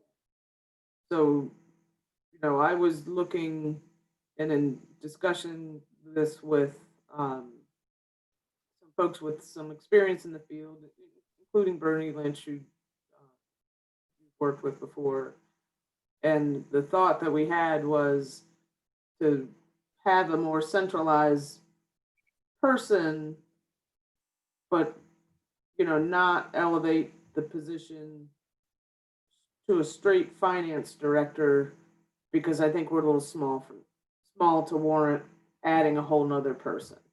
So I agree with that. And now I'd like to make the comment. And this is based on working with what we've got with 5 different town administrators. I have always wondered why, given the network, the financial structure is not just in the accounting department. And we have had 2 town administrators out of 5, particularly Dan Hort, who was the financial director in Provincetown, and Harry, who was really on it. He was into it and good at it. They were the only 2 town administrators who I felt were able to do the coordination that the financial director in this job description would do. And that is, to me, the one main difference. And that area of the town, Justina, I particularly am appealing to you to at least hear me out. In other words, that structure, the financial structure, which overlaps into the assessor's office, it goes into the town clerk's office, it's the accounting department, which is just 2 people now, it's the tax collector, it's the treasurer. Having one person who, in addition to being the accountant and doing everything the accountant now does, also is the person that meets with all those different people and reports not only to the town administrator, but to us, and goes to all the FinCom meetings. Now, Maria can do that. She's supposed to be doing it right now, right? It's, what the town administrator does. But I don't think that the town administrator's position always has somebody in it that can do that as well as what the person in this job description would be doing. I think it would be more efficient, and I think it would be much more efficient in this small town than having 2 separate people, a finance director and a town accountant. I think they should be the same person. Thank you. Just quickly. Well, I did take the look at how other towns are doing it, and they separate out the accountant function. The town accountant, assistant town accountant reporting into assistant town administrator in Eastham. The assessor is not lumped in, only Provincetown has a vertically integrated finance department, as we're looking at the proposal tonight. My fear is those 3 new direct reports come with time to do that management. And that's time taken away from doing the accountant job, because the person's there doing the job all day long. And if they're going to wear a whole new set of hats, it takes away from the accountant job. And I don't think that our finances are in shape right now that we want to bring in somebody we're desperately relying on to be our accountant and give them brand new supervisory responsibilities for 3 new people. I don't think the time is right. Maybe 6 months down the road, maybe 8 months down the road, when the tax bills are out, the tax rate is set, and our problems in our accounting department are solved. But I think that the person that we should bring in should be qualified to be our town accountant, and should spend their time straightening out the problems that we unfortunately have in that department. And until then, perhaps Maria could continue to wear the hat that's in her job description and supervise those other 3 people, and not put them onto the town accountant at this critical juncture. Maybe a year from now, we want to look at this organization scheme, but right now we're in a bit of a crisis, and I don't think the time is right. And it is in Maria's job description to have a fair amount of responsibility for the finance function. It's a job she interviewed for. It's a job that's in the job description in the charter. I don't think now is the time to take those functions out of the silo of the TA and put them into the silo of the new hire until the crisis is solved in that department. Okay, Ryan? So a couple comments, and then I'm going to make a motion. The first is, if there's a serious issue with the town accountant, with the town accounts, that should be one of your primary focuses. It needs hands-on attention. You should not be hiring a new position to try to fix something that might be a serious issue. I think of Brewster recently had serious accounting issues, and it took them 1.5 to 2 years to figure out their accounts. During that time, they did a complete hiring freeze. It was a serious issue in Brewster. And then I also think that you're retasking the wrong position. Your example, one of the examples you provided is Eastham, where the assistant town administrator serves as the supervisor and the financial director. And Eastham has a budget that's 38% larger than ours. I just think that, maybe that's more appropriately the hat that the assistant town administrator should be wearing, and not the town accountant themselves. So those are my 2 comments. And then, I have another one, which is that we don't really know what the current issues are specifically, or the reason behind the termination of the previous town accountant, even though it definitely sounds like there's issues. So I'd like to make a motion. I move to direct. Ryan, before you Yep. make a motion, would you mind if I just speak on this for a Yep. moment, and then you can make the motion? Yeah, and I have something else to say, please. Well, we can speak to the motion also. Thank you. Everybody's gone through. We don't have to vote on the motion until it's been made. I mean, as soon as it's been made, we can speak to the motion.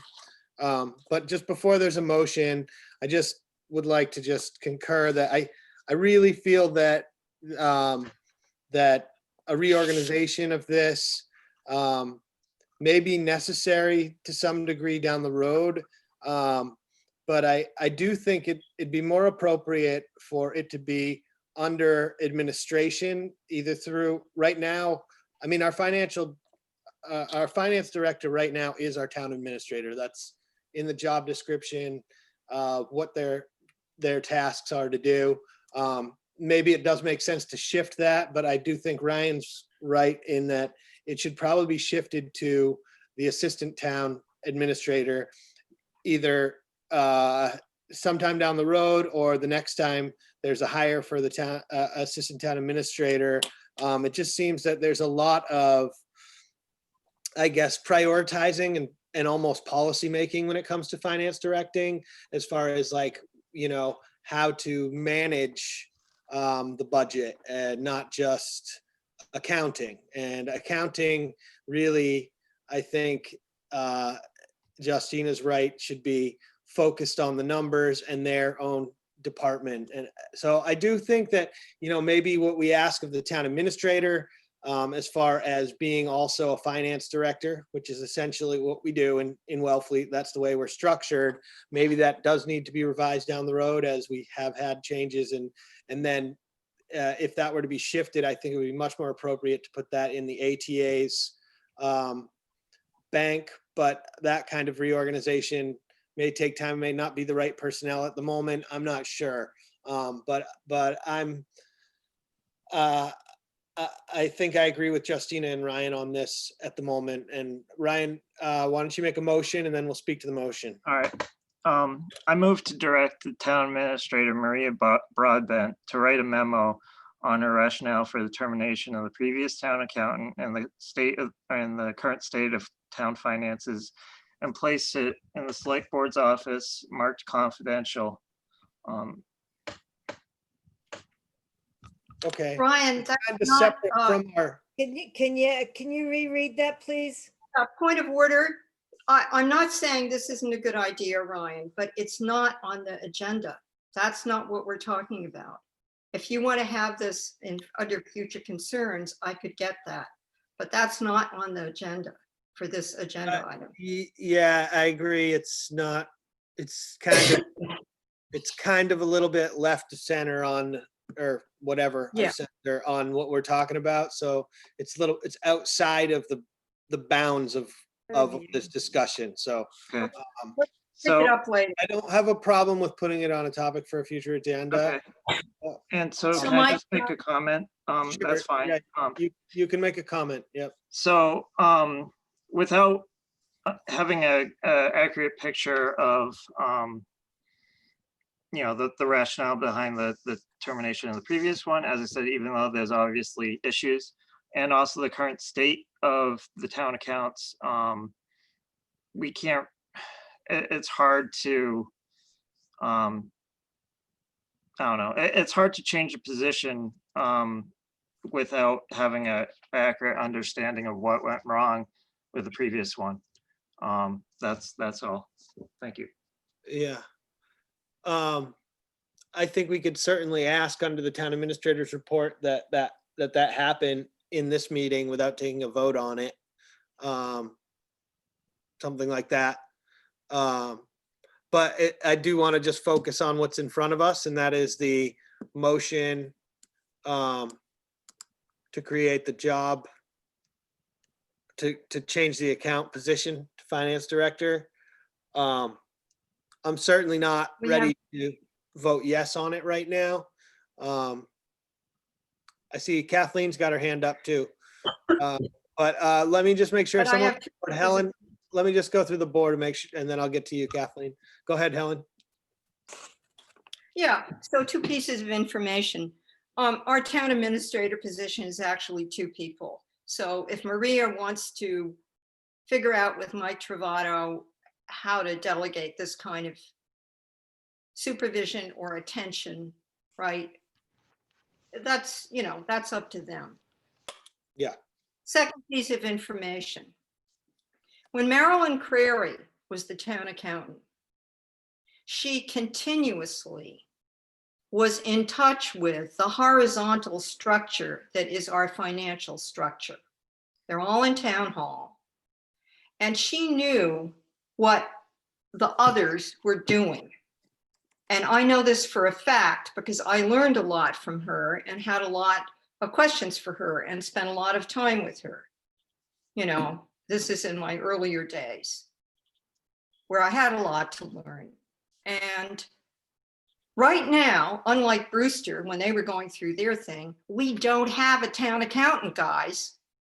And whoever we get, and the real issue is getting the right person, getting enough applicants so we could get somebody good, is that they are going to probably morph into exactly what this job description says. So if you guys aren't ready for it, I get it. I heard all your reservations. I get it. I'm not sitting here thinking you're dead wrong. We are in the middle of a strange situation, but we don't have a town accountant. And if we hire one, they are going to have to communicate with the other people in our horizontal financial structure. Of course. Just the same way the person in this job description will have to do. Thank you. Mike, I'm either ready to call the question or recommend we take no action. Let's call the question. I move to approve the reorganization of the town accountant position as described in the memorandum provided to the board for this meeting by the town administrator. Do we have a second? Helen, second. Roll call vote. Helen, I. Janet, I. Justina, nay. Brian, nay. Michael, nay. The motion does not pass. 3-2. Thank you. I just wanted to, put some discussions about, best management practices and some things in front of you. I will go forward with advertising the town accountant position and hope for the best. Yeah, I mean, I think it's really important that we get a strong candidate for town accountant, and you got one applicant last time. I know. I don't know how well it was advertised either. So yeah. And trust me, it's perfectly clear whether you have an accountant or a finance director / accountant that, both of those positions report to me. And, right. And I'm not doing anything to shirk my responsibilities. It's just my observation that your normal financial controls that you would normally find under an accountant or a finance director position don't necessarily exist. So, there's a lot of work to be done on just your internal process here, for sure. But, okay. We'll get it posted. Okay, and is there a possibility of bringing in a acting accountant, hiring someone from a firm in the meantime to straighten things out?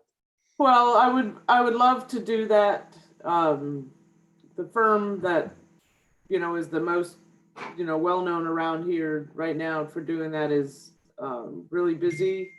I have them working closely with Rich Bienvenu in discussions about the status of things, and sort of the way that was left when I talked to him last week was when that Rich is going to end up sort of peeling back the layer of the onion as this recap gets done for the tax rate filing, and should have a real good sense of the status of things when that work is done.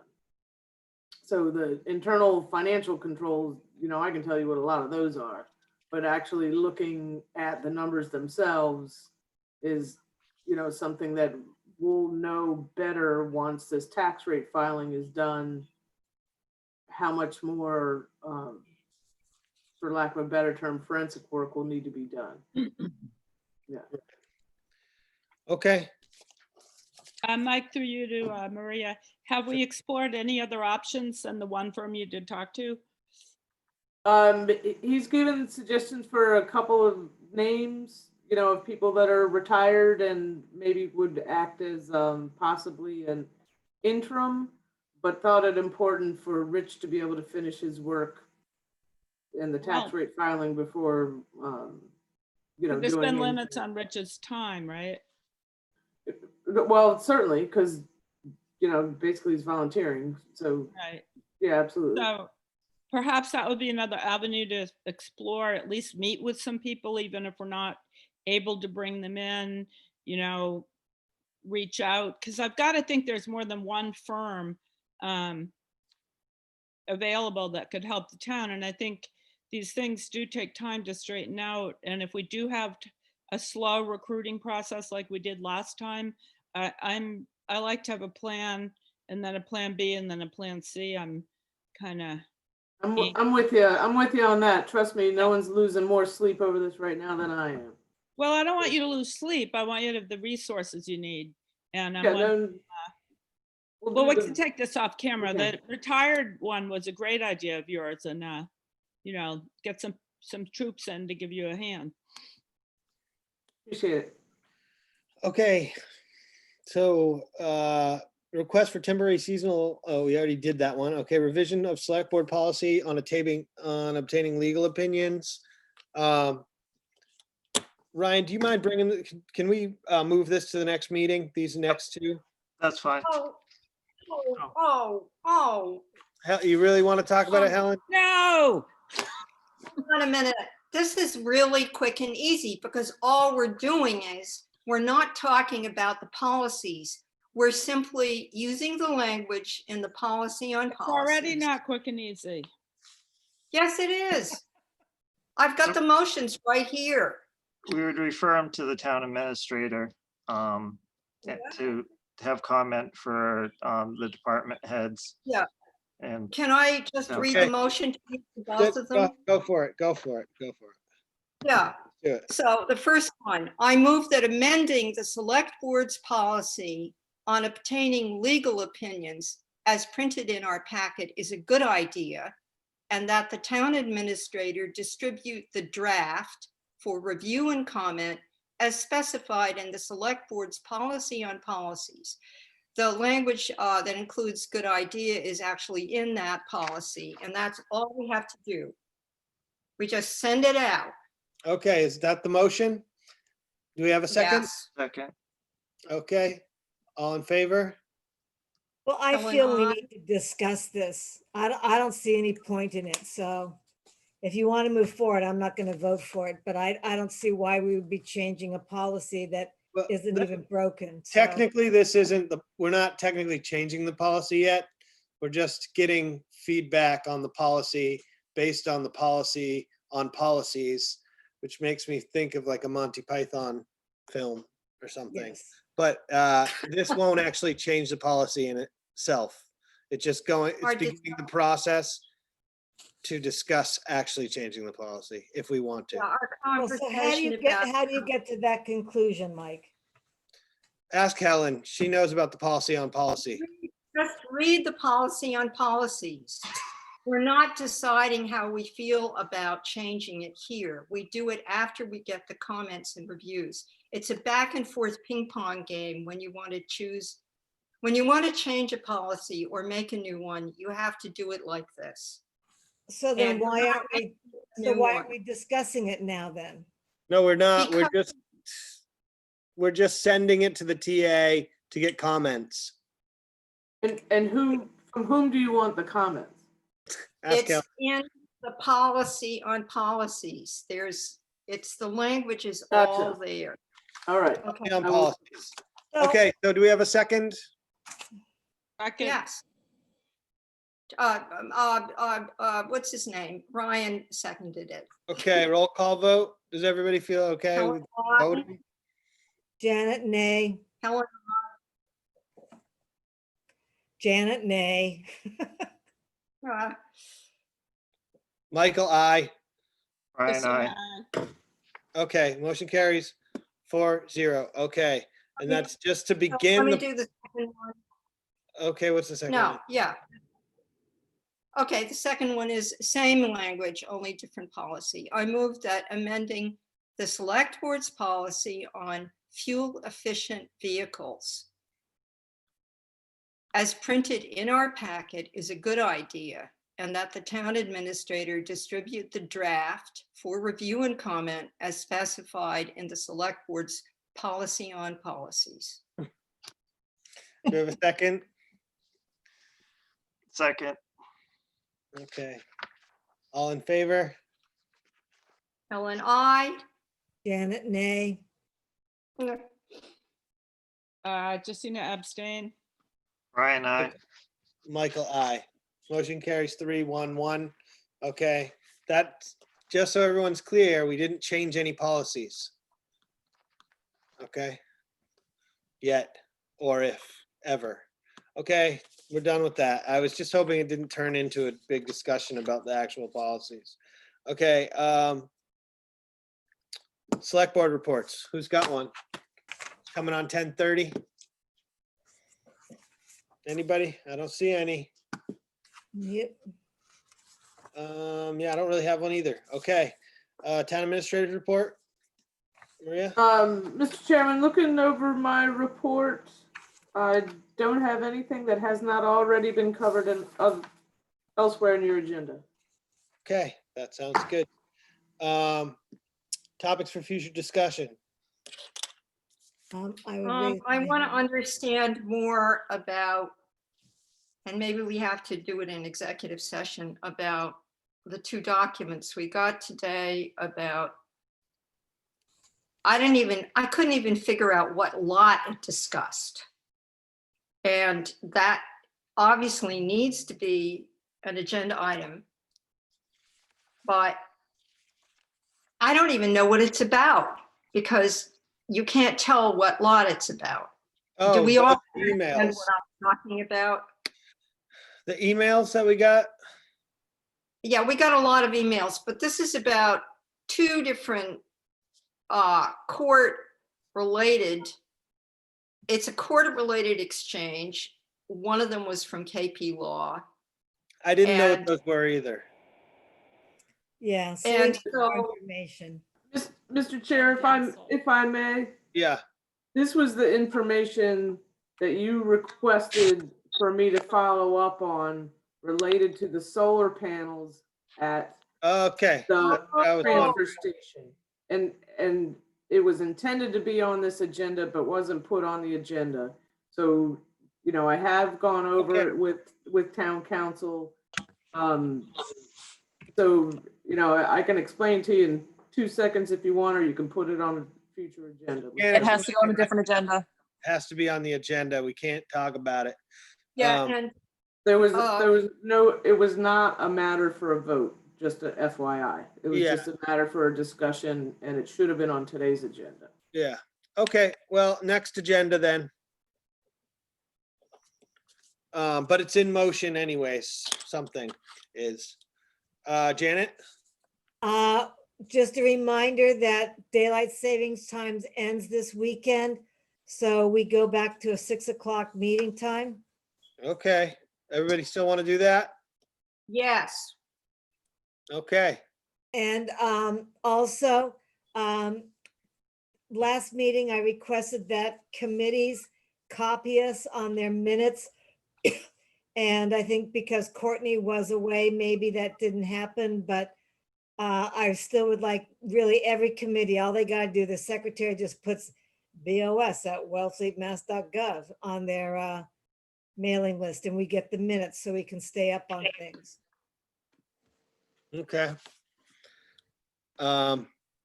I guess, would that be an agenda item or can we just ask Courtney that that I think happens? we can just ask, I mean, I asked last year and it never happened, so I guess, yeah. We'll Okay, do the best we can to get them. Thank you, Courtney. all right. Thanks, Courtney. Ryan? What I was requesting in the motion, I don't know how you would word it as an agenda item. Yeah, let's see. Well, maybe we'll put it on the agenda and you can just request from Maria outside of the whatever and see if that happens that way. the information that you want. If I may, Mr. Chairman, perhaps Mr. Crowley and I could have a conversation Yeah, I mean, offline, and maybe I can answer his questions without going through and putting a personnel matter in a forum that might not make the most sense legally. Yeah, So that's why I was suggesting the marking it why don't- confidential. Yeah, maybe you and I could have a conversation first, and why don't you guys have a conversation? If there's something that needs to be on the agenda, Ryan, you can request to put it on the agenda after that. Okay, that good? just that all of you might not have the same information that I'll have at that. Well, point. maybe it would I be. can make sure that you get the same information. We should all receive the same information. So we are one board. So why don't you have a conversation, see where that goes. If you still want an agenda item, just request that later date. That sound good? Yep. Okay. Helen? Yeah, I would prefer a report, a confidential report. Conventionally, in the past, this has happened. And also, it would be possible for Maria to weigh her words, but I would also like that as a report, and we could vote on whether we wanted a report or not, or each one of us would talk with Maria, which frankly would take more time and be less careful, perhaps. One-on-one conversations can go almost anywhere. But we can discuss this at another moment. We're only talking about future agenda items. Or Maria could just make a report and label it confidential, and then we wouldn't have to vote on it. Right. That would So- be my preference. But Okay. Yeah. It would have to be confidential. Oh, That's- yeah. That is the procedure anyway for these sorts of things. And by the way, in It's in the terms of communications discretion, policy. yeah, in terms of discretion, Mhm. the real issue is when any of us, and this includes what happens in executive session before we can release that information. If any one of us either repeats something we've heard directly from someone as an exchange with a TA or gotten in a report, not okay. If it's confidential, we don't talk to our spouses about it. It's secret. Thank you. It's executive, yeah, okay. All right, I'm good with that. We'll see. Okay, is that it for topics of future? Okay, I'll probably have some, but I always think of them later. Let's see. Correspondence. Yeah, we're on correspondence now. I lost my So I second. have some. Yeah, correspondence, you got something, Helen? Go ahead. Oh, yeah. So we all got this letter from someone, and I knew this was going to come up. And Janet, I'm not sure if you were on the board yet, but I think you were. Quite a while ago, there was an issue about a small lot on West Main Street and an easement over it or not. And we got a long, careful letter from somebody who was affected by that, addressed to all of us. And we really need to give it attention. And it could possibly, it should probably be something for in a future agenda item too. But what I would most like is for the administration to research that meeting about it. I think there were 2 meetings. And also, did we get an opinion from town council about it? Because my memory is we may not have. But this is a while ago. Once again, it was when Dennis was on the board. And we need to look at it. Thank you. Is that something that's on this list of correspondence? Well, It might be. yeah, it should be. We all got it. It's from Gail Ferguson. So I think it just came up like in the last year also. And I don't Again. know if anything was done about it. I don't know what you So guys are it's- talking so about I- it, but we can't, oh, we Discuss, can discuss yeah. it a little bit. Well, Yeah. I would suggest that we would even have someone like the planning board look at it. Or the ZBA, somebody who's familiar with that. So that would be the future agenda, or is asking the planning board. If I may, is it on this correspondence I don't know. referenced here on this report? Yes, it's from Which item, Courtney. which item is it? It's forward, Courtney, would you kindly forward a copy of my attachments to the select board and others? Yeah, I should have October noted that was from 19th. Gail. Sorry, that was from Gail, but I sent it. Okay. Okay. So, yeah. Or, I don't even know what you I guys are guess we talking need to about. research it, yeah. Go ahead. I don't know what you're talking about, but that's fine. Okay, so we'll have a meeting about it, I guess, or something. Are we on to the next thing? Do we have more correspondence report?